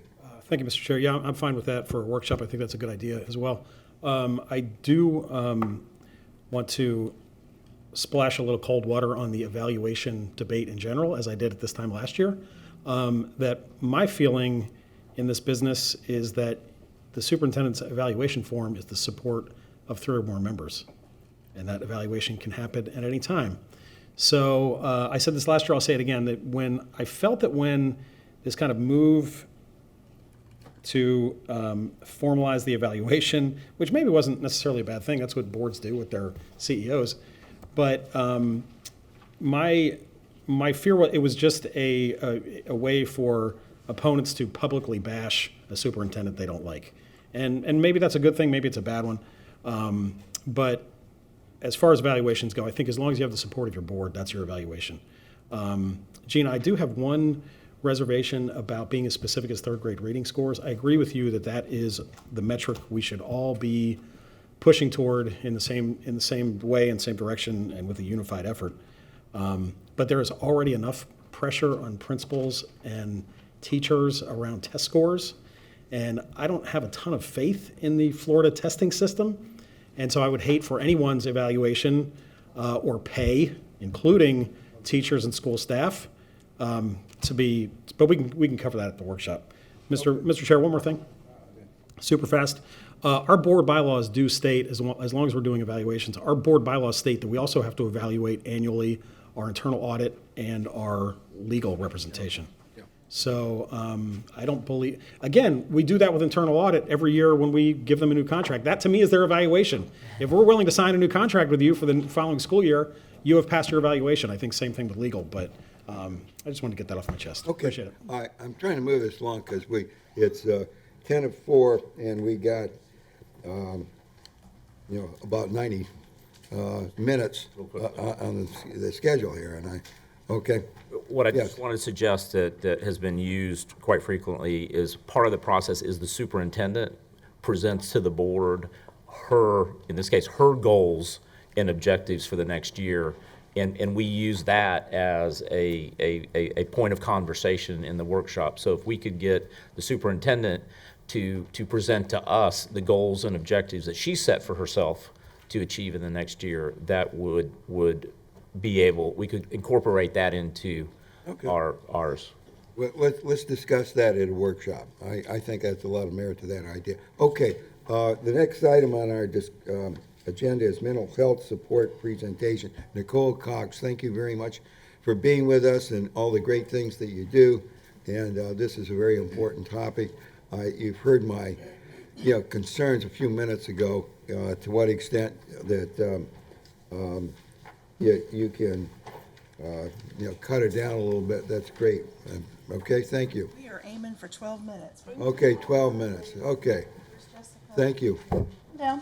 All right, I have with me today, I have Tara Allen and Valerie Morrison, who are school psychologists and social worker in the district, and I have Jessica Kruger from Centerstone. Thank we you. are going to talk super fast, so please feel free to stop us if you have any questions. Okay.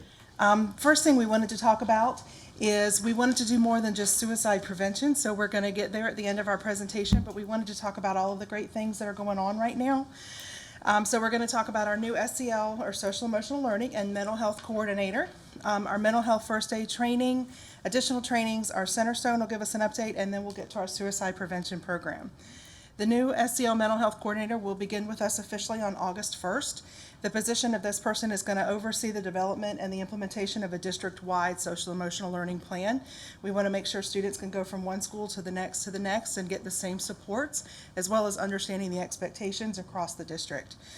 She will oversee and monitor the required staff trainings that we're going to talk about in a minute, and then also going to develop the plan for our newly required 5 hours of mental and emotional health instruction for grades 6 through 12. I put the date in there because when I say newly, it was last week. So we can't talk to you quite yet about what that looks like, but we have a plan on August 6th to meet and get started on that. Our mental health first aid training, this is the required training that we have 3 years for all staff to complete. Last year, we focused on our threat assessment teams and got all of them trained. This coming year, we're going to focus primarily on secondary schools. We chose to do secondary first because we all know mental health most often occurs around puberty and on. So we see it a little bit more at our high school levels. And then in the 2021 school year, we'll focus on making sure all of our elementary school staff get trained. And then beyond that, it'll become part of our onboarding process for any of our new employees, as well as keeping up with folks that have to renew. The additional trainings we talked about, because we are waiting until 2021 to do our elementary schools, we're going to do what's the Cognito training, which is also put out by Department of Education. That is a blended model of an on-site training and a webinar that will do some mental health awareness with our elementary staff. This year, we're also using that for all cafeteria staff and transportation staff so that they will all be trained and have some mental health awareness. Oftentimes, they're the first people that get to talk to our kids in the morning, so we want them to be aware. We will continue training for our trauma-informed care across the district. Ripple Effects is a program that we work with secondary students in our EBD class. It's specifically focused on social emotional learning. Teach Town is the social emotional elementary program we use at the elementary level with both our ASD and our EBD classes, and we'll continue that. And then we'll also continue any necessary training to go with our new SEL plan, as well as the plan for the 5 hours of instruction. And so I talked really fast, but I'm going to hand it over and let Centerstone talk. So Centerstone's prevention and intervention programs provide grant-funded psychoeducational services in Manatee County schools and youth centers. We utilize a combination of nationally recognized evidence-based social emotional learning curriculums. Services are offered in age-specific formats for students in grades K through 12, and we facilitate targeted groups, classroom-sized groups, one-on-one sessions, and specialized presentations based on the needs of each specific school or center. We also collaborate with a lot of the local coalitions, the Department of Juvenile Justice, DCF, and law enforcement to ensure that we're best addressing the unique issues that each student population is facing. Our services teach students how to set and accomplish goals, make responsible decisions, communicate effectively, identify and manage their emotions, empathize with others, and build positive pro-social relationships. Strengthening these skills is going to help them build the resilience that they're going to need to successfully manage life's challenges as youth as well as in adults in the future. Sure. These competencies have also been identified as Excuse me, can you take questions while we're going through this? Sure. I think Mr. Board Member Kennedy Really has a quick, question. and it was one slide back, but that's okay. And I think you touched on it right at the end, but my question was, are most of these services being provided at Centerstone, at school, predominantly one or the other, or, what does that look like? For prevention and intervention, it's probably mostly in the schools. We do offer select services that are at our outpatient location. We also go to places like Boys and Girls Club, the YMCA, so we're everywhere. We don't have a lot of limitations with that. Okay, thank you very much. Thank you, Mr. Board Member Kennedy. Okay. These competencies have also been identified as strong protective factors that reduce the risk of youth suicide, substance use, and violence. The right arrow, down arrow. There is a significant body of research demonstrating the efficacy and value of social emotional learning. Sustained participation in social emotional learning programs has been found to improve attendance and academic performance, reduce violent and disruptive behaviors, decrease self-reported substance use, reduce reports of emotional distress, increase prosocial behaviors, and support and promote a healthy climate for students and educators. Expanding the provision of these services presents us with the opportunity to be proactive in improving the public health of our community. Thank you. Even though we're doing a lot of prevention in the schools, working together with Centerstone in our department, suicide is still the #1 preventable cause of death. And some of the statistics are sobering, and thank you for taking the time to alert the community that we need to always be vigilant in trying to prevent and bring awareness to this. But the latest data set we could find when we did our research was 2016 and looking at the state and the county. And as you can see, 8.6% of students in grades 9 through 12 report to adults that they have thought of attempting suicide at least once. Girls attempt twice as much as boys. Boys are more successful than females. In 2016, the youth suicide rate here in Manatee County was double the rate in Florida, which is, of course, a concern. We want to keep our eyes on that. There were 296 deaths in Florida in this age of 10 to 24 we're looking at in 2016. Again, that was the last complete data set that we had. Excuse me. Yes. Yeah, will you take a question? Quick question, this jumped off the page at me. Yes. It's your second bullet point, and I just want to make sure this is really clear. And I think you said it correctly, but what is in text here? 8.6% of students in high school reported at least one suicide attempt.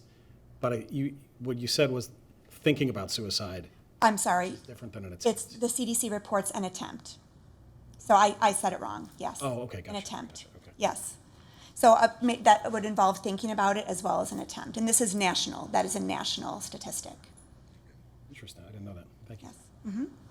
And the statistics, we also take them with a grain of salt because oftentimes suicide is reported as an accidental cause of death. There's sometimes some gray area in how family members report the death, so we do believe it could be an underrepresented statistic as well.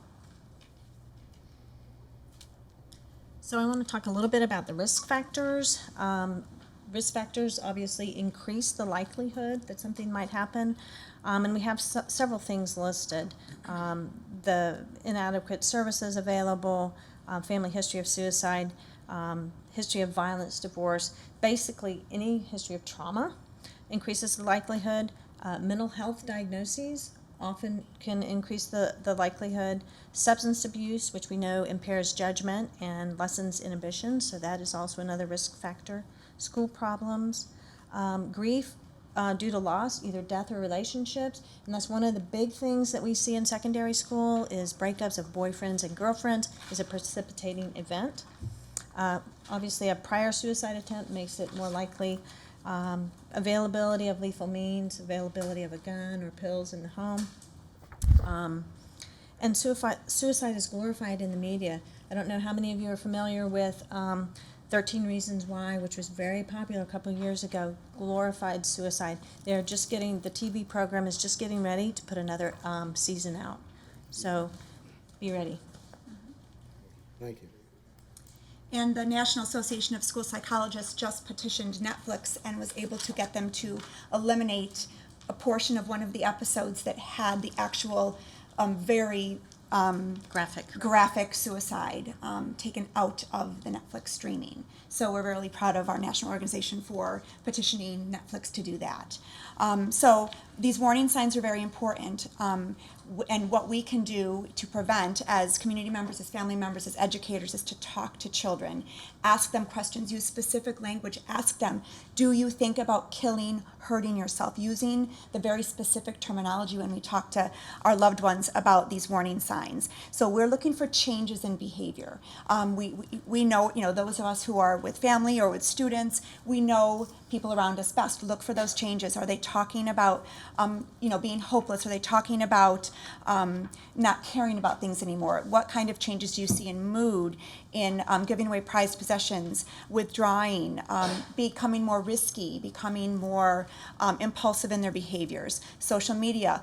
As parents, we need to monitor what our children as best we can, what they are posting, what they're commenting on, what they're following on social media. Are there themes of death and suicide in their social media? That's a really big area of focus, given the increase in social media and the influence of it on our children's behavior. So the best thing we can do is to be vigilant in asking questions and not ignoring, and being there, showing care and concern to our loved ones and to our students when we see these signs. So some of the other things that the district is doing, there's been a lot more guidance School counselors hired, so we're very pleased that every school has at least one. Most schools have more than one. Also, every school has a social worker and school psychologist assigned at least a day at every single school throughout the district. And we are providing mental health supports. We're doing individual counseling, group counseling, and seeing kids. We're making referrals. We're also doing the social emotional learning with kids. Every school site has the Get Fortify Florida on their website about how to make reports of any kind of suspicious activity or concerns. And there is also a Student Services Suicide and Violence Prevention Committee, Community Committee, and it's made up of Student Services, law enforcement, community mental health, including Centerstone, and administrators. And we're kind of looking at Baker Act and how to make this work well. And as well as following up on students who have been Baker Acted and touching base with these students in schools. We are, next year, our drive is to really focus on prevention of suicide in schools and really get out there the resources and the telephone numbers and the text numbers for students to utilize when they are feeling suicidal or they have a friend that's suicidal. So we're really just looking to push the prevention, getting out to schools, having presentations at the secondary schools as well. Okay, Board Member Golden. Yes.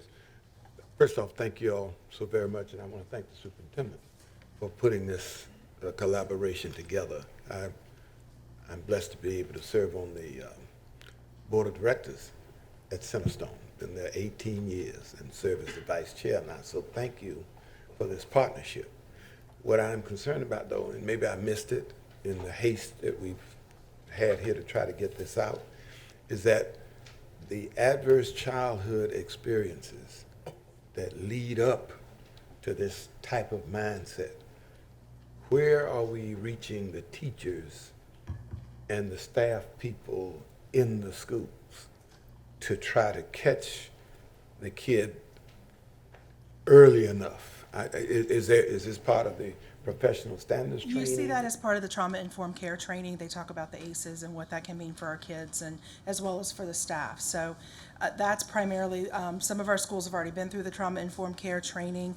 Some of them are on the docket to have that done, but we do go into extensively into those childhood experiences and what that means and those checklists. And so. And the linkages there between just adverse childhood experiences that cause you to act out in school, but that cause you to turn on yourself and think about suicide more than any other thing. The trauma-informed care makes those linkages for staff.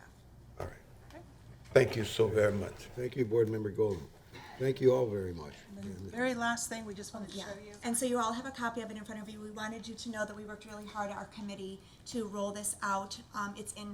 It's in administrative offices, it is in conference rooms, it's in classrooms and all over the county.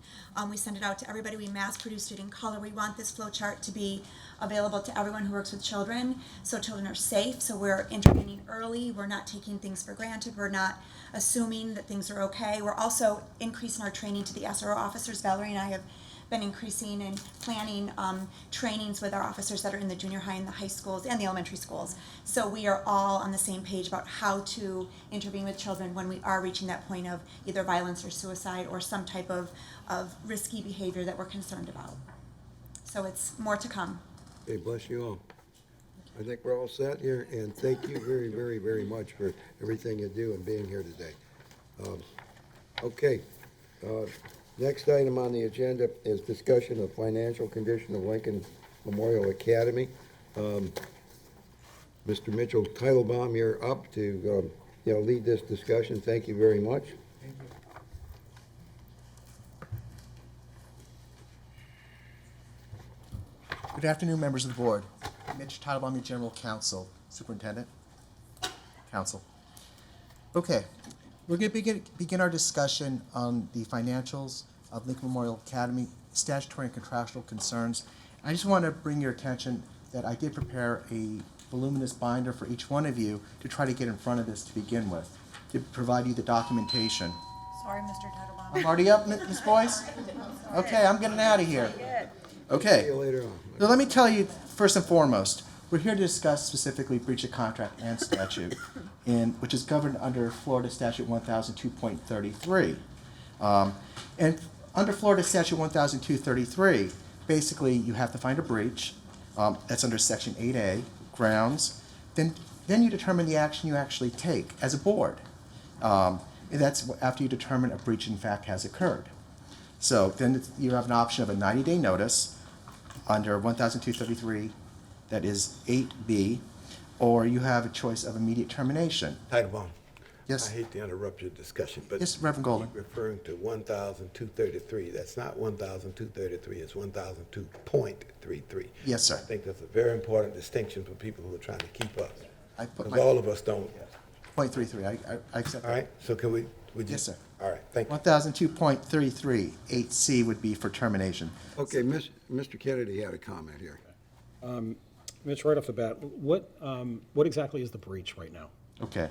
Well, the breach itself, there's two of them. We have a financial, we also have a governance breach.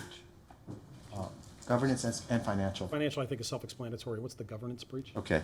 If I can go into the presentation, I will definitely cover it. May I? Thank you. Sure. Okay. The district notified Lincoln Memorial Academy of statutory and contractual breaches to no avail. And in your binder, you will see that there are specific notifications given to the board, and I can show that to you under L. And those notices itself are right in front of us. There are notices in three particular categories. One, we talked about the financials. One, we talked about the FRS payments. And we also talked about the governance issues. For the governance issues, has been a major breach. In fact, affects the health, safety, and welfare of that particular school. And I'll be more specific, Mr. Kennedy, as I address my remarks to you. Okay. And let me go to one of my other exhibits. Okay. And I want to begin, Mr. Kennedy, by just addressing you on this. This is initially began an issue between the state and the former principal of that school. It wasn't a district issue. It was a state issue, which resulted in due process being afforded through a hearing and ultimately twice, and ultimately resulted in a final order, which is part of your packet. It was also, as I'll show it to you, final order was rendered in that particular case, and that order was served upon the board chair. And that order specifically had certain guidelines and certain restrictions. And those guidelines and restrictions said that the former principal, I don't want to use him by name, be respectful, the former principal cannot be on school grounds, cannot be employed, and cannot be around students. That's under Florida Statute 1012.795. Okay. So, Is that a contractual breach, though? Or is that it? that is a contractual breach, okay? Because under Florida statute, as a matter of fact, it's statutory, under 1233.8, 1002.33.8A enumerates, and 8B and 8C and 8D enumerates grounds for action, what would be a breach. It would be a violation of law, it would be a financial instability, it could be for other good cause as well. So the answer, it is a breach. And also within our contract itself, our standard contract requires a principal to be appointed, as well as governance to comply with all state and federal laws. That's part of our contract, and I have them all separated out as well. So going back to the presentation, there was service upon the school to the governing board. And members of this board, let me make it very simple. Right now, this is really the question which we have. As a sponsor, we set forth in writing, and I will tell you we have, the particular facts and circumstances indicating that an immediate and serious danger to the health, safety, or welfare of the charter school students exist. And I'm going to tell you the answer is yes. I'm going to tell you that the board's governance, by allowing the former principal to remain on school grounds, despite a final order from the Education Practices Commission, despite it being served, and the lack of governance that allowed that breach to continue is those very grounds. And you'll hear shortly from the financials. And in those financials, you will see that the school is on financial collapse. It is beyond just a financial recovery plan. And you will see that presented by our individuals that specialize in budget. Okay. So let me go on to say to you Notification. The Department of Education gave us greater guidance on July 11th and made it very clear that the former principal cannot be on school grounds at any time, and that it would be a material violation. That was on July 11th, and on July 16th, the Commissioner of Education, Richard Corcoran, in 2 emails and in 2 letters, spelled it out as succinctly as possible that to our board, and he wrote with a sense of urgency. I'm not going to read the letter it's part of my packet, that the board is compelled to act, and the commissioner deemed it to be a health, safety, and welfare violation, and criticized the board for having allowed this to take place. Now remember, as I said before, this is not between us and the former principal, but as the sponsor, we got dragged into this. And our job as a sponsor is to ensure that all charter schools, not just Lincoln Memorial Academy, but every single charter school lives up to 2 things: their contractual obligations as well as their statutory. And academic achievement is one thing, which is very important, but again, financial stability is actually enumerated in statute as a viable cause for termination of an agreement. In addition, material breach of law, which we have, and other good cause. Mr. Titlebaum. Yes, Reverend Golden. I'm sorry, Mr. Chair. Okay, Mr. Golden. Yes. The other thing that I would appreciate your helping all of us with, Yes, I know you're very familiar with this and you understand it all, but it would help if you gave some context in terms of time frames. Because if you're telling me that there was a final order that was issued with respect to the former principal, I want to know the date of that. Okay. And I want to know when the request was made of the governing board to act on that. I want dates. Okay. All right. Go back to the first slide. Final order, entered May 13th. May 13th. Can we put it on the board? They're not coming up. Okay. Okay. That's all the more reason why you have to give Okay. us the dates. Now I okay? got you. I thought you're following with me. I do apologize, Reverend. Now it's just delayed. Okay. May 13th, okay, is a final order entered in the case.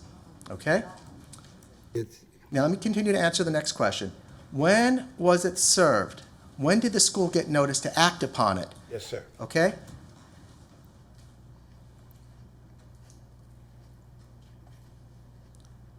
On May 30th.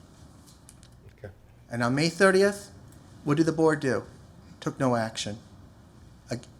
Took no action to prevent the former principal and enforce the order from the Education Practices Commission. For all of summer school, nothing happened. The board took no action to enforce that order and to ensure that it was fulfilled as required by statute under 1012.795. There was a sanction, and that sanction stated specifically not to be employed by that school in a capacity where there's direct contact with students.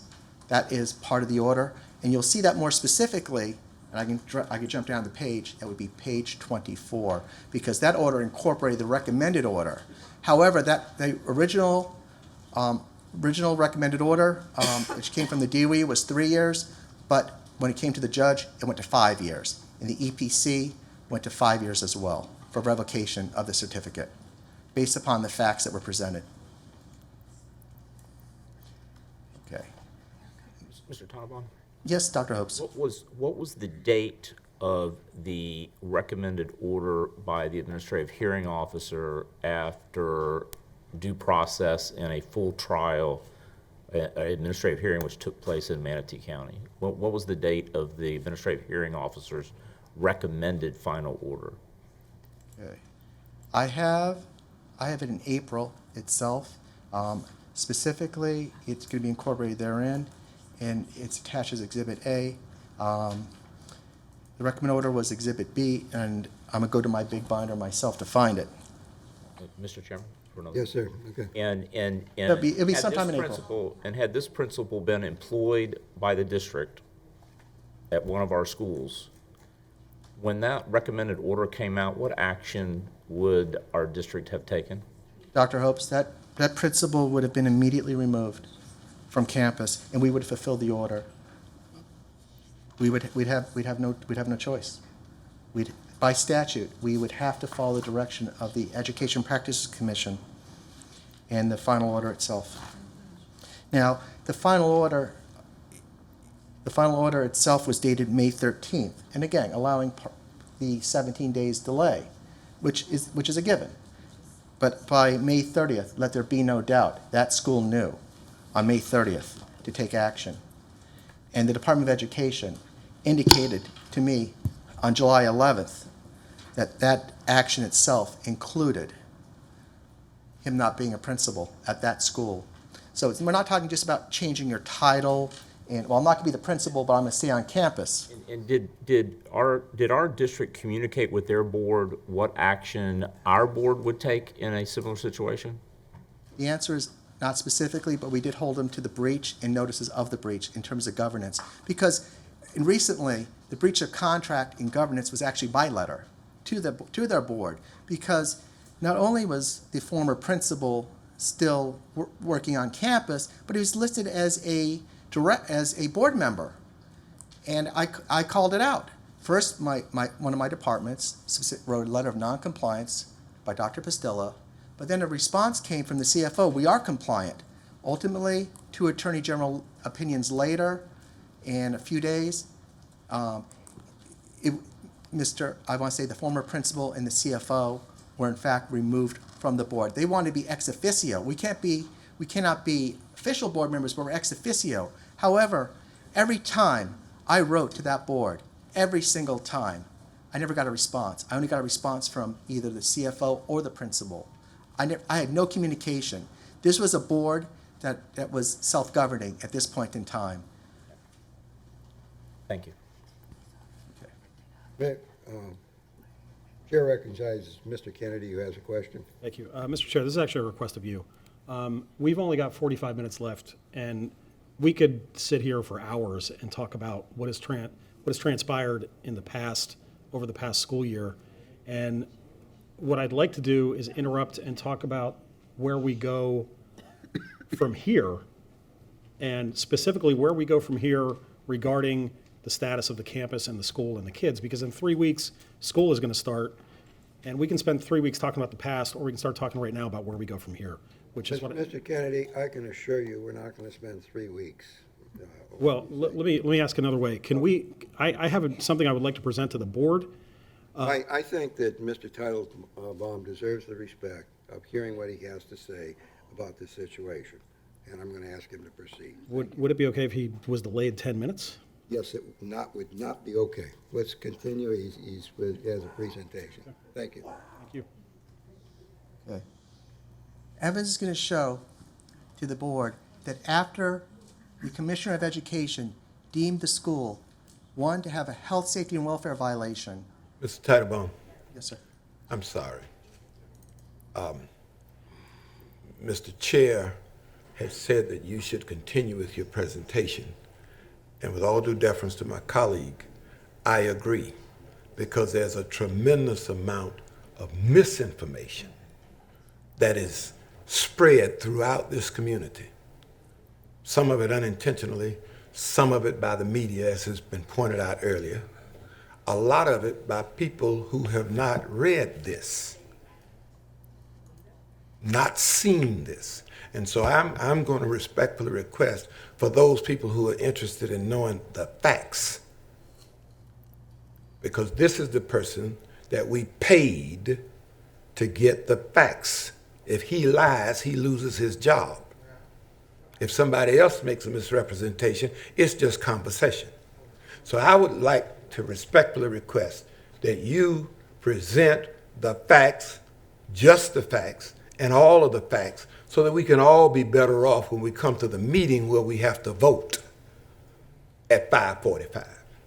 And whatever time that takes, I'd appreciate if you do it. Okay.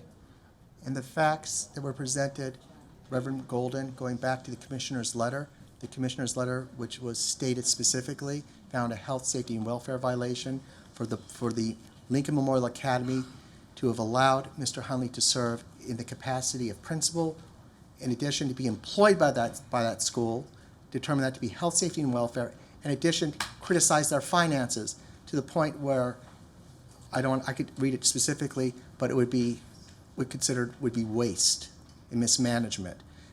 Citing administration fees that on average are 12%, but turn out to be 41%. Now, in addition, and this is fact, this is not me creating this, after the commissioner's letter came down to the school, not separating the fact from the fiction, Mr. Hunley was still on campus, and he was still around children. And I have digital slides. Okay, I don't know how to internally rotate them. I apologize. They're just part of the download. Okay? That is July 16th was the letter, the emails and letters from the commissioner to the thank you, Ms. Collins.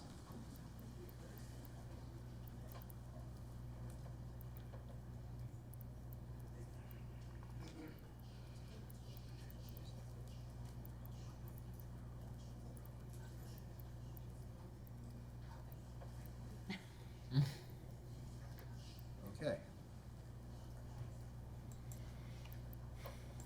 These are the days after, the 2 days after the final order came down. Okay? I'm just going to scroll. This is from video. Okay, the individual that is the first one in line is the former principal on campus.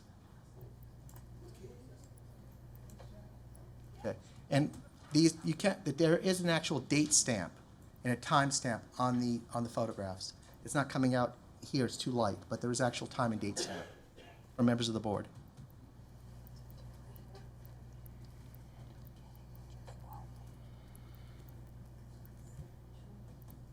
Okay. And I'm going to put my mouse over here to the right of this photograph. We have the former principal around students 2 days after the commissioner wrote to the school board requesting immediate action to be taken. 2 days later, that letter having been served upon the governing board, nothing happened. It was business as usual. The former principal, similar to the summer, was around students in defiance and in breach of contract, statute, and complete disregard of the Education Practices Commission and the commissioner's directives. The commissioner specifically told the school, can't allow this. And as a response, school did nothing. And this was a material breach. And members of this board, I am going to tell you, there is material breach that pertains to the health, safety, and welfare of students that occurred after the Education Practices Commission gave a ruling, and we've had total incomplete statutory notices that were sent to that school to gain compliance, specifically in the financials. We asked, we want to do a corrective action plan. And again, I have this to show up to you. We sent things up. We need documents. And I'm going to go back to our notices here. As I slide through it, I'm going to find it.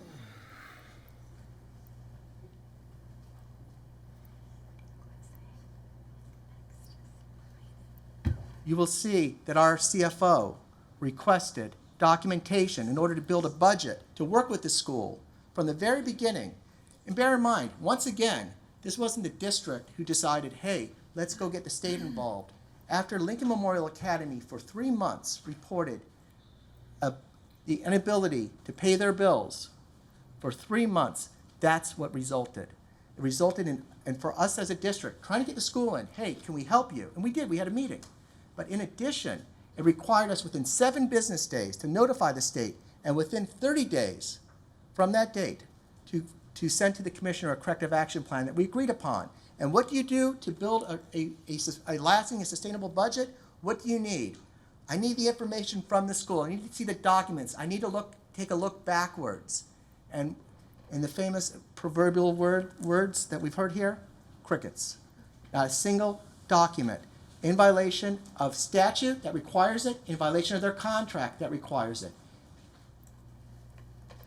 And one of our breaches of contracts and statutes says one thing, that their fund balance remains negative for 4 current months and the school is able to meet their financial obligations by Florida Statute 1002.33 9K2.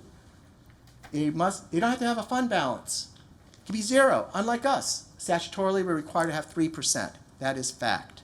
But here, they have to be able to pay their bills.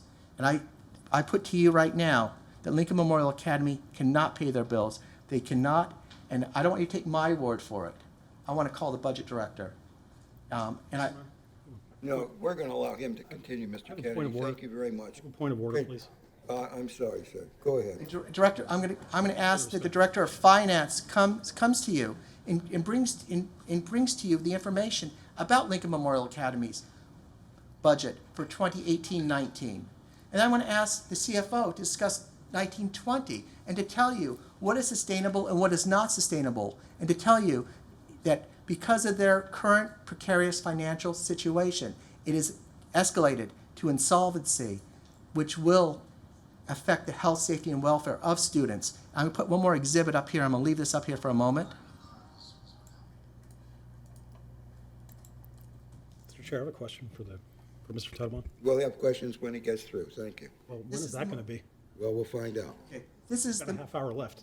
This is the most recent notification sent to Lincoln Memorial Academy. And this is after receiving, I'm going to give the estimate of 261,000. I don't know the exact number. Ms. Taylor, can you come join me? When was that? 251,000? Mr. Minor, when will the discussion part of this take place? When he gets through. When he gets through. Ms. Taylor, can you tell us when the last disbursement was to Lincoln Memorial Academy?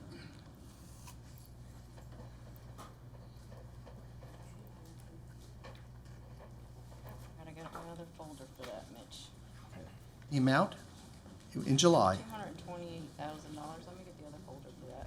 Okay, yes, ma'am. I was going back to prior year. I'm on next. I apologize. Lincoln Memorial Academy received a disbursement in July of 2019. Ms. Jenkins, give me that number, if not, I'll give it to you. Their ACH payment was sent to them on July 12th in the amount of $281,229.85. July 12th, that was, and you agree that's 10 days prior to that notice of shut-off, of water? At that date, July 22nd, 2019. Would you agree? I would agree. Okay. For having received $261,000, $795.81? $281,229.80. Okay. Not able to pay their water bill. And a threat that once again, that this school will not be able to serve their students. But I'm going to turn this over to the experts in finance for a moment to discuss past, present, and future. Hi, good afternoon. Tammy Taylor, Director of Finance. I'm not sure how much you got through in those extensive binders that you have of information. We read them all, You did, good. every page. So I'm going to go over the section that starts with budget, and I'm going to talk about the prior year financial statements and the concerns we have around those statements. To start off with, many of these concerns were expressed in their initial application for the school, in the charter application. Many funds were commingled, general funds along with other funding sources for food service and grant funds were commingled together in order to get to a valid budget at that time. We expressed those concerns. We suggested that that did not happen and that's not how you can report financial statements. However, they felt that the budget was good enough to go forward with. The biggest concern that the school district can document right now is the change in their revenue, specifically related to their FEFP dollars. There was a difference in that projection going from about $941,000 than what they originally projected. The school never amended their budget for that $941,000, and we don't have any details to show that that $941,000 was also taken out somewhere on the expense side. If you have that big of a reduction in revenue, when your total budget is only $4 million, that's a huge percentage that you're taking out of your budget that you need to adjust for. There was another approximately $132,000 that was reduced in grant funds. I think you've heard about that. That was related to Title I funding. We just received the last 21st Century invoice from them. That was for 3 months' worth of services. That has been processed and will be paid this week. However, we did not receive that invoice till last week. And I think you have the information. If you want more information on the grant funds, I can give that to you. For the expenditure side, as Mr. Titlebaum stated, we have asked multiple times for documents and detailed documents and the actual source documents, and we keep being provided with budget documents for the new year as a response to that. Unfortunately, that does not allow us to build a budget, as Mr. Titlebaum said, going forward, because we really have to figure out where they're going to end this year. They are projecting to end, from the last statements we got, at a $353,000 negative balance. If their payroll is not paid and accrued, as we've received letters from staff members that they haven't been paid, if their utilities aren't paid, as you saw on the screen, if they haven't paid FRS, I don't know if all those things are in their financial statements or they have to be accrued and they're going to be even more in a negative. So we really need the source documents to see the documents to be able to develop a plan that is sound and we know that can move forward with. Some other things that we noticed that were a concern to us were, again, we've talked about the school administrative expenses, that they're very high. The district reported for May 6% administrative school administration. I will say the school has told us there was some coding that was wrong there, but they have never provided us any changes for that fiscal year of what was coded wrong there and how that should be changed. Again, that should be amended in the budget, whether they meet monthly or quarterly. If those things were wrong in categories, they should have been moved into the correct categories. So when we're looking at the statements, we can see that. We haven't had any proof of that. There is, in the new budget year, 1920 changes. One of the big points too, when we were going through their initial application, was everything was going to be good because they were going to apply for the public charter school program grant, the CSP grant, which is sometimes referred to as a startup grant for charter schools. Again, when we kept saying we have concerns about this meeting, again, grant funds can only be spent on what the grant is submitted for. You can't use it to supplement your operating budget if you don't have enough funds. All grant funds should not supplant those dollars. They should be a supplement in addition to. We don't know why. We asked the question in one of our interviews with staff of why they did not apply for that grant.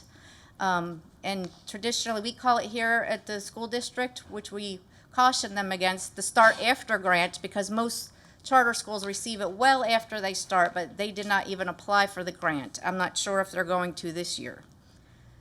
Again, we went over the detailed expenditures were not provided, and we have not been able to confirm to date that their CPA firm is been engaged, an engagement later signed. They did turn in who would be that firm. We've tried reaching out to them since the beginning of the week to get confirmation of when they will be on site and how they will be starting field work there. So if we can get, maybe don't have some duplication of effort and we can all work together to come to what the true expenses are going to be and where they're going to end up at the end of the year. I'm going to turn over to Heather for the 1920 information. They don't even have an engagement letter for the. That's just gonna aggravate Kennedy. You won't let him speak. I have a couple additional handouts for you that aren't in your book. So as Ms. Taylor already spoke to, we've been in contact with Lincoln Memorial Academy since May 16th of 2019, so attempting to discuss their financial situation with them and also come to a corrective action plan. The items that we've requested from them are details of their revenues and expenditures, their staffing allocations, employment contracts including terms and salaries, benefit rates, proof of payment of all employment contracts to date, proof of payment to the Florida retirement system, which we have received notifications that they were in arrears, proof of payment of all withholdings, proof of payment of retirement to employees that are no longer working with the school, ones that have retired from the system, proof of payment of all payroll taxes, documentation of outstanding payments due to all entities, and proof of all contractual requirements. The last revision that we received from Lincoln Memorial, which you will see is the large sheet with, it has blue on the top of it. It states Lincoln Memorial Academy Fiscal Recovery Plan. With that rendition, they did include a staffing roster. However, when we went through the plan to do our initial evaluation, the roster does not coincide with the information. But the most important part is there's no way for us to evaluate this plan without all of the documentation that I just read to you and the documentation that Ms. Taylor went over. We can't verify what the costs are in the upcoming plan, and also there are no actuals listed here, so we can't see what the expense to date is. It's very important that we have that information.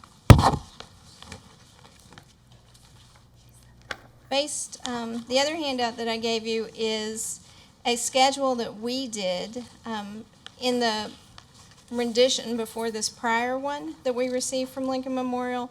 They had commingled general and federal funds together in order to balance their budget. We sent back suggestions, and their chief financial officer did take some of those suggestions into consideration. However, by our calculations, they would end up $607,000 in the negative at the end of next fiscal year. And their plan is now showing that they're only running a negative for 4 months of 1920. Again, a reason why we need to see the documents so that we can verify the numbers and assist them in the best way that we can.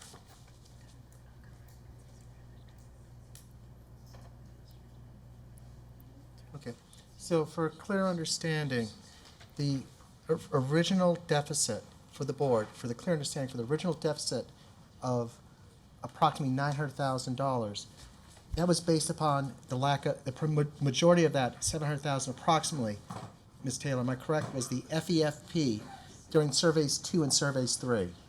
Yes, it was the actual reduction in dollars that the school would receive that changed from their original budget that they had in their budget. And if you look on that tab, the budget tab, page 1 will show the details of those reductions for the general fund, and page 2 will show the reductions in the federal funds. Everything in black on here was what was submitted by the school. Everything in red is notes that we've added or updated information.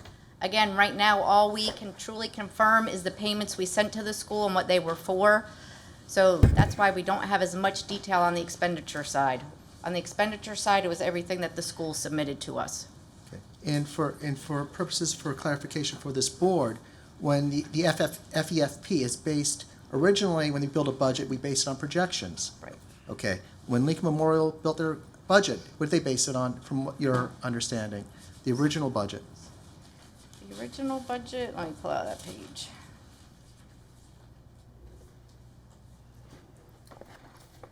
Which there is some discrepancy in the original budget and what was actually submitted on the budget documents in dollars. Our first June payment to them, this is 2019, July 2018. Got it here somewhere, hold on. Okay. I could rephrase the question a different way. When you build a budget itself and you build it upon a prior school's projection, does that mean you get the money the next year? No, you were paid on actual enrollment. So their enrollment originally on July 2018, when we gave them the first payment, was $3.6 million. And that was based on 484 students. Now, their actual student number didn't change as much as their categories of students, which are weighted differently. Okay, please explain what that means, because if you have the same amount of students, why are you not being paid the same amount of money? Can you please explain to this board?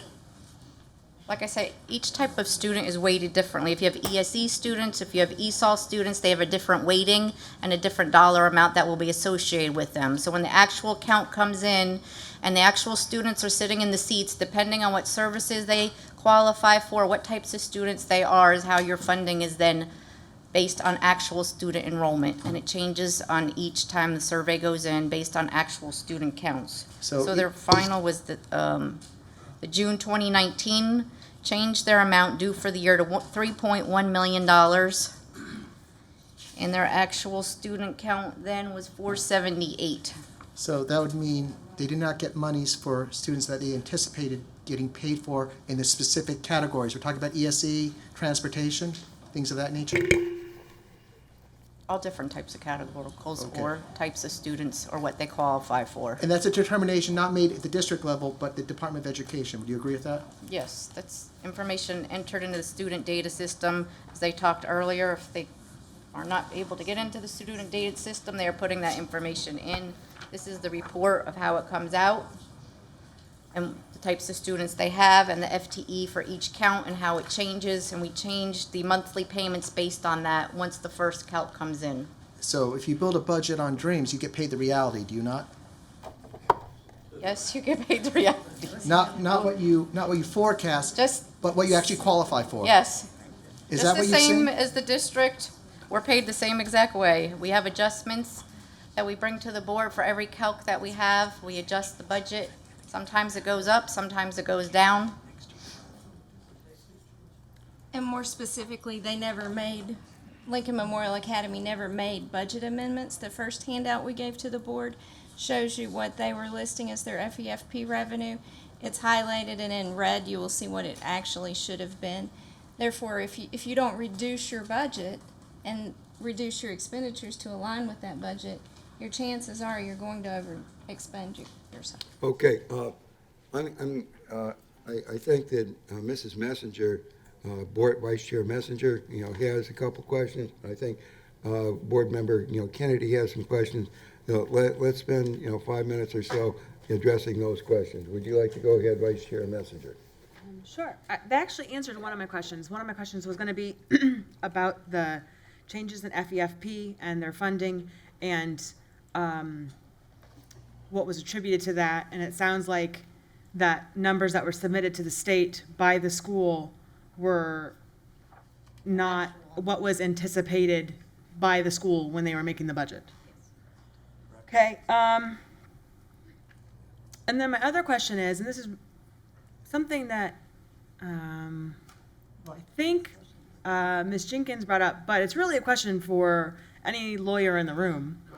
And it's about public records. The information that you mentioned that you were requesting, any person that is sitting in this room or any other room, if we were to make a public records request for that information at any charter school or the school district, would we, by law, have to remit those documents? Absolutely, yes. Under Florida Statute 119.071, charter schools are similar to our schools, transparency, and they are subject to public records law. And the failure to give public records could result in an award of attorney's fees as well as compelling the records to be produced. Right, because my understanding is that, for at least for the school district of Manatee County, if somebody says, hey, I'd like the salary of Heather Jenkins, then they can get the salary of Heather Jenkins or what other information they would like to have, as long as the report exists. I understand we can't make a report, but if those reports exist and that information exists, then we must, by law, give that information, and any other public charter school in the school district of Manatee County must also follow those rules. Am I understanding that correctly? Ms. Messenger, 100% correct. Subject to some, if you ask for an actual paycheck stub, say for instance you wanted to know how much the senior secretary made. I want to see a copy of her paycheck. I'm assuming it's a female. You would be able to see that paycheck absent the deductions that the employee would take. But absolutely, they're subject to public records law. But for us, it's even stronger. We have statute and we have contract that says you will give us the financials, you will explain your financials, and you'll provide them in a timely basis to us. And that is a breach of contract as well as a breach of statute. The model contract, which we use, codifies the statute. The statute sets the obligation. Okay, thank you, Mr. Titlebaum. Let's allow Mr. Kennedy to ask some questions. Go ahead, sir. That was it. I Okay. just wanted more clarification. I guess I have a couple questions, Mr. Chair, but more importantly, I have an idea that I would like to present to the board for consideration. And This is a question. This is a question, Chris. You got some That's what I questions? just said I was going to do. Okay, thank you. Mr. Golden Reverend Golden has left the room, but I just wanted to Okay. point something out that was said. We're not voting on anything tonight regarding this. This is a discussion. This, There's no vote tonight on anything. well, there could be. Now, go ahead. If you have questions of Mr. Titlebaum, go right ahead. Okay. Thank you. Mr. Titlebaum, respectfully, have I ever doubted your integrity or said to you that I think you're lying to me? Excuse me, that's improper and irrelevant here, Mr. Kennedy. That question is out of order? Yes. I would, I recall the question or whatever. Mr. Kennedy, I don't recall the question. Go ahead, I don't Mitch. remember a single time that you have questioned my integrity or I've questioned yours. Thanks. Heather, same question. Have I ever doubted your integrity? No, sir. Thank you. And by the way, I appreciate of all the emails that I've read from you, between you and LMA, I commend you for your professionalism. They're always above the line, always professional, and I appreciate that. Tammy, I haven't seen many of your emails, but I'm sure it's the same thing. So the item I would like to be given 3 minutes to bring up, I have a question. if the chair will allow me, instead of just trying to run out the clock so we can run out of here at 5 o'clock and just completely avoid this. This has been, Mr. Chair, if I may. Okay, excuse Dr. Hopes. I'm sorry. Okay, I still Mr. Hopes, you have a question that's been presented here. Yes, Thank yes, you. Mr. You're Chairman, rec- thank you. You're recognized. It's my understanding from the reports in the binder that at least my colleague here and I have gone through page by page, that to date, we have provided approximately $4 million in public funding to Lincoln Memorial Academy. Yes. Right around 4 million. As you stand before us today, we are the sponsor. By statutes, we are responsible for the dollars that flow through the school district. Is staff able to tell this board how $4 million of public money was spent during the past year by Lincoln Memorial Academy? Only by functional category reported on their financials. We could not. Please speak into the microphone. So you cannot tell us with certainty because you do not have the actual expenditures. You don't have check ledgers. You don't have a general ledger. You don't have any kind of documentation on how $4 million of public funds have been spent by one of our charter schools. That is correct.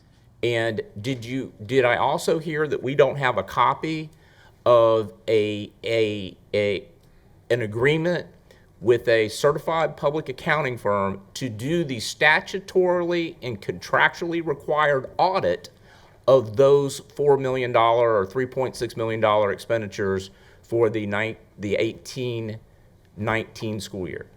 That is correct. We were given the name of the auditor, and Ms. Taylor's reached out several times with. But not a contract that says this firm is going to do the required audit of the actual financial expenditures. That is correct. Thank you. Thank you, Mr. Hope. Mr. Meyer? Yes, Mr. Kennedy. Thank you. What I would like to be given a couple minutes to present would address exactly what Dr. Hopes is just talking about. And like I said at the beginning, and part of this is, from my perspective, the LMA situation has literally been project number one, topic of conversation number one in my life, and I'm sure with yours too, for at least a couple of months now. And so what I'd like to talk about is not, again, what happened in the past, but a proposal but where we can go from right now forward for the sake of the school opening in a few weeks and for the sake of the school. Mr. Hunley's situation, I believe, is a separate situation from the future of LMA. And I'd like to present an idea for the future of LMA. Please don't show any emotion, Okay. if I may. We may get to that, and it may be appropriate tonight, okay? All right, we got 12 minutes. I think the bottom line question I have, for you, Yes, Mr. Chair. and the law, as I understand it, and I'm referring to 1002.33A, 8. And that's the law that could pertain to the situation, for Lincoln Academy here. Okay? That's what we're talking about. Now, the question is whether or not the facts that have been presented, and have been presented, to the public and to their board, apply to, this statute. And the statute, and I'm going to read in part subsection 8. The sponsor, and that's the school district of Manatee County, may, choose not to renew or may terminate the charter if the sponsor, that's the school district, finds that one of the grounds set forth below exists by clear and convincing evidence. One, failure to participate in the state's education accountability system created in section 1008.31 as required in this section, or failure to meet the requirements for student performance stated in the charter. That's number one. 2, failure to meet generally accepted standards of fiscal management. 3, material violation of law. 4, other good cause shown. Now, my question is, there are 4 things that the statute says that if a sponsor, finds that there are grounds set forth below to exist by clear and convincing evidence, that a sponsor can, terminate the charter. Is that consistent with what the district council believes? That is correct. Okay, thank you. Now, that being the law, being the facts that we have heard today, have read in this binder, is there evidence? Is there exists clear and convincing evidence of at least one or more of these criteria? There has been failure. There's clear and convincing Yes or no? Yes, on Thank you. on 3 grounds. Okay, on 3 grounds. Now, will you tell us what 3 grounds that exist of clear and convincing evidence that would give reason for this board, and it's not going to do it right now, but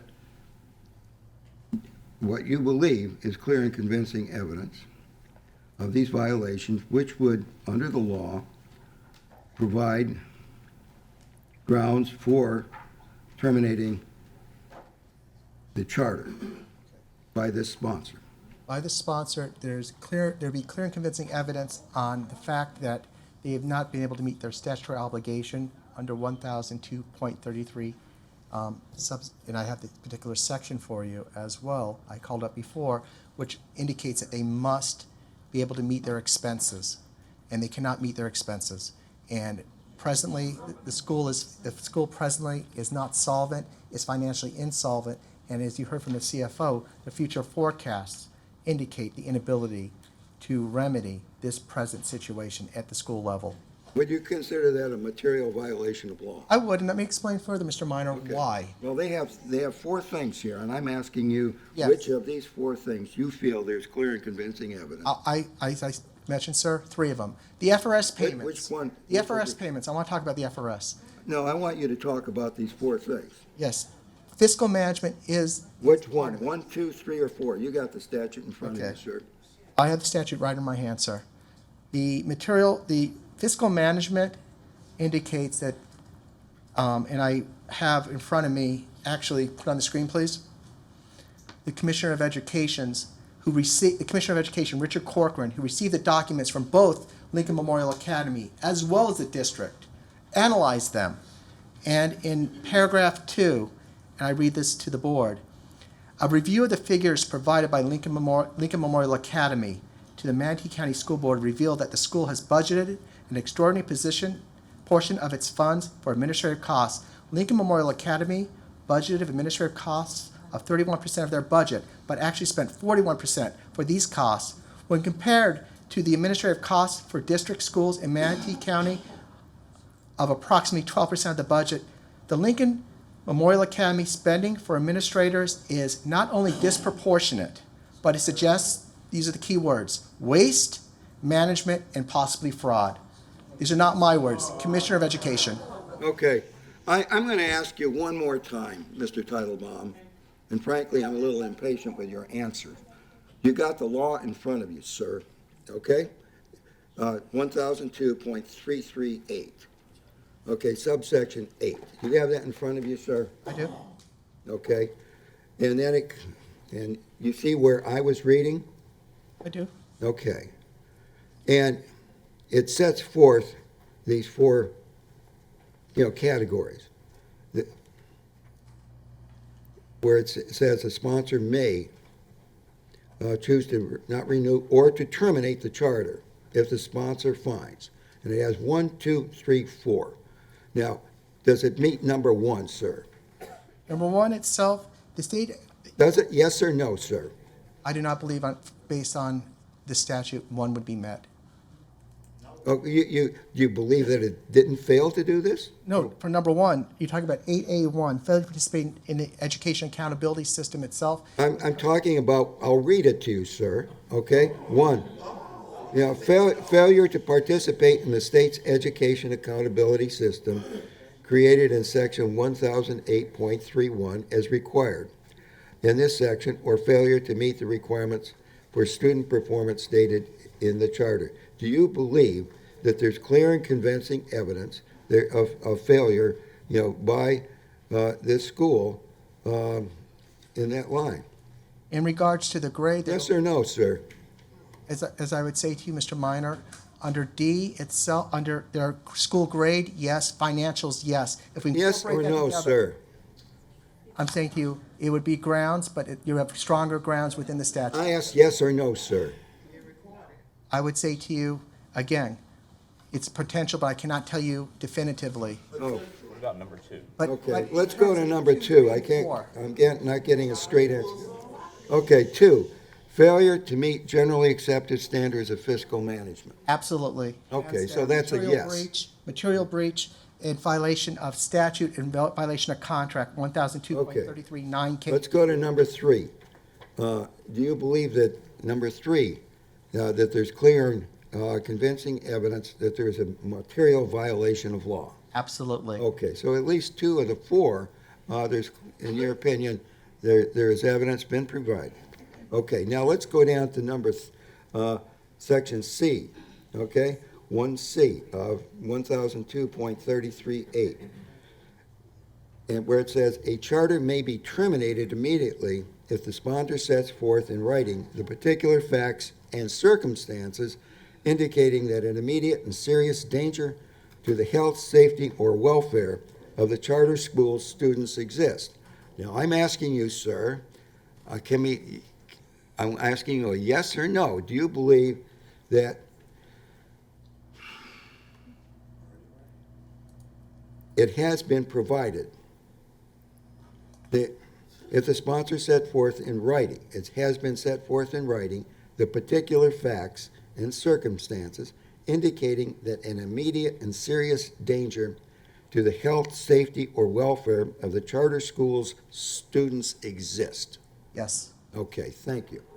Now, I think also that has been expressed in writing by the Commissioner of Education. Is that correct, sir? That's correct on two Thank you. fronts, sir. Okay. Now, Chair, yes, sir, Mr. Golden. thank you. I think that the other part of that statute that was read states that this board, if that is the condition precedent, becomes the governing board of the entity. That is That is the law. That is correct. The second thing that same provision of statute provides for is that within 10 calendar days, the board that is supplanted has an opportunity to appeal that decision. Is that right? That is correct. Okay. The third and the last thing that I want to point out here is that at this point, we have spent as my colleague has pointed out, much time discussing where and how this school got where it is. And at this point, since we're almost at 5 o'clock, let me just be very clear about three things. I will not support any effort whatsoever in any form whatsoever to close this charter school. That's the first thing. I don't need, this ain't church. I don't need no amens or anything. I don't need that, because you all are the same people that sat out there and castigated me a while ago. So the first thing is that I will not participate and I will not be supportive of any vote that closes this school. Number two, I will not go beyond the meeting tonight, keeping this school in the hands of the existing board. I will not do that.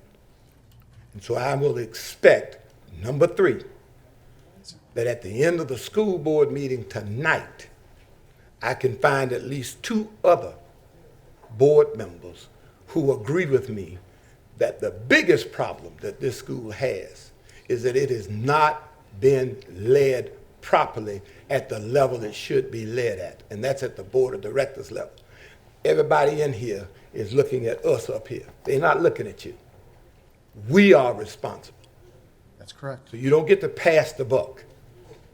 And since May, we have been trying to work with the existing board. So tonight, my vote will be to end the relationship with this school with that board. That's the first vote. And the second vote that I take will be that we supplant whoever they have, as I understand it from what I'm looking in here, this previous principal appointed the successor.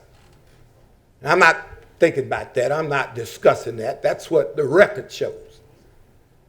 And I will not support that. I will support some recommendation from our superintendent or from our staff as to who should assume the interim responsibility for that school. And last but not least, when we come back here at the next school board meeting, there will be a board in place that will cooperate with this board and that will represent the interests of all those people sitting out there behind you. That's all I'm interested in doing. Yes, sir. Okay, thank you, Mr. Golden. Thank you, sir. Now, I'm going to ask, the board, I want to see if there is consensus, of the board, or at least, 3 on the board who believe that it's in the best interest of the children, in the best interest of continuing the existence of a Lincoln Academy Middle School, a Lincoln Memorial School, who cares enough about the children, about the teachers, about the credibility of this institution to include on the agenda for tonight's meeting and an item of business for consideration of whether we as a board wish to take over the charter school. I'm talking about the school, and assume and continue operation of this charter school. Continue operation of the charter school. That's number 1. 2, appoint an appropriate person forthwith to act as principal of the charter school.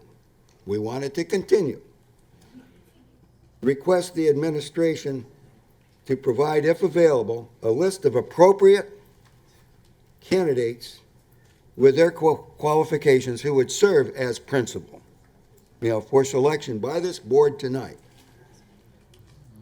The number 3, for this board to consider taking steps to secure the charter school property immediately. 4, take steps, and this may be the most important, take steps to prepare the charter school to timely open the school with appropriate staff, supplies, and equipment. 5, authorize a forensic audit of the finances of the school. Now, I'm asking, if there's a consensus of or at least 3 people on this board who would support amending the agenda of tonight's board meeting, to include that item of business. Okay. I have a question. Okay, just a second.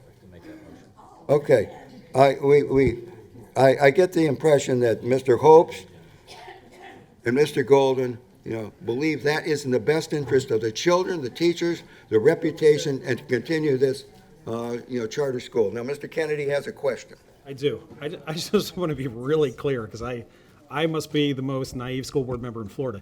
You actually want to drop this idea at 5 o'clock p.m., 45 minutes before the meeting, and then vote on it at tonight's meeting? To have it on the agenda. Just a reminder, you of all people are the primary advocate on this board for allowing the community to take time to consider even the smallest decisions. This is a major decision, the size of which is one I don't even think I've seen, and this is my 5th year on the board. So to take a drastic action like that, to me, is, we can squash them with a hammer, or we can actually try to sit down and work this out and address Dr. Hopes' concern, Reverend Golden's concern, your concern with the board, but to just in 45 minutes say, sorry, we're snatching the school back, that is terrible. We're not gonna do that. Terrible But- policy, terrible governance. Okay. I mean, if you've got three votes for it to amend the agenda, I'll shut up and sit down. But I just want to go on record and say It that is seems not like the there's a way majority, at this least of this board, should do to business. have it on the agenda tonight, and you can So be it. make all those things. Okay. Chair. Mr. Chair. Yeah.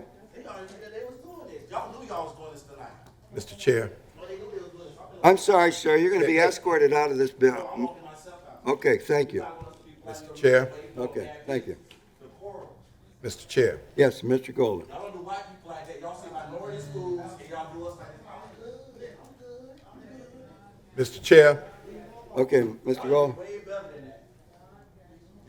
Okay, Chair recognizes Mr. Golden. Okay, Mr. Golden. I'm not here to make noise. I'm here trying to make a difference. And the difference that I hope to make is what I heard, not from one adult in this room, but what I heard from the one child that spoke. The little boy said, Lincoln, you see, because a lot of us are sitting up in here angry at something that ain't got nothing to do with the school. The little boy said, Lincoln will survive without Mr. Huntley. Now, if you are honest, if you are morally and spiritually honest, many of you are in here angry because of what you think we've done to Mr. Huntley. The first, when you spoke, I sat here and I was quiet. And I'm not going to keep trying to talk over you, but I am going to continue to try to let us come and reason together. Okay. This is not the agenda. This is a workshop. And who I'm really addressing are those people who think that this board wants to take over this school. And that is not, first off, that's not correct. And secondly, it's not really fair. I don't mind you going out and saying what you want to say, but at least you ought to be able to own up to whether or not it's factual. What I heard the chairman say, what I heard the 5 points that he wanted to make, and I'm going to ask for another one, because I'll be quite honest with you. I agree with you. I think you deserve the board that you want. I don't think that we need to be sitting up here trying to decide who should be on the board. And I don't think that we need to do it tonight, right now. But what I need for you to know that has not been said here and that has not been spoken is that if we do not act tonight, the State Board of Education will act in the morning. Yes. And you see, it's that kind of mindset. Well, let them. I can't get what I want, and I refuse to reason with you, so let the state board. And this is a board made up of people who have made their bones on saying we want local control over our school board. Now, you can't have it both ways. And just because it's hard and just because it hurts doesn't mean that it's not right. That little boy said something. He said, and I quote, "The right thing, the right way, right now." And so bottom line is, between now and 5:45 when we reconvene, I'll hear anybody that wants to tell me that this course of action proposed by the chairperson is not in the best interest of the school. Okay. All right, thank you, Mr. Golden. Okay, Board Member Hopes, do you have some comments? We need to adjourn this workshop really quick. Mr. Chairman, I am asking that you amend the agenda tonight to put on the agenda a motion which will result in the continued operation of Lincoln Memorial Academy as a charter school and be able to support it in its preparation for the upcoming school year. And in accordance with the public testimony, the discussions, the comments by you, Mr. Chairman, and Reverend Golden, that we set forth the steps to secure the school's future for continued operation as Lincoln Memorial Academy under a charter school. And in addition to that, that we solicit nominations and applications from community members who wish to serve on the board of Lincoln Memorial Academy. That's my request of the chair. Thank you. Okay, thank you. Thank you, Mr. Chair. We are adjourned. Thank you very much.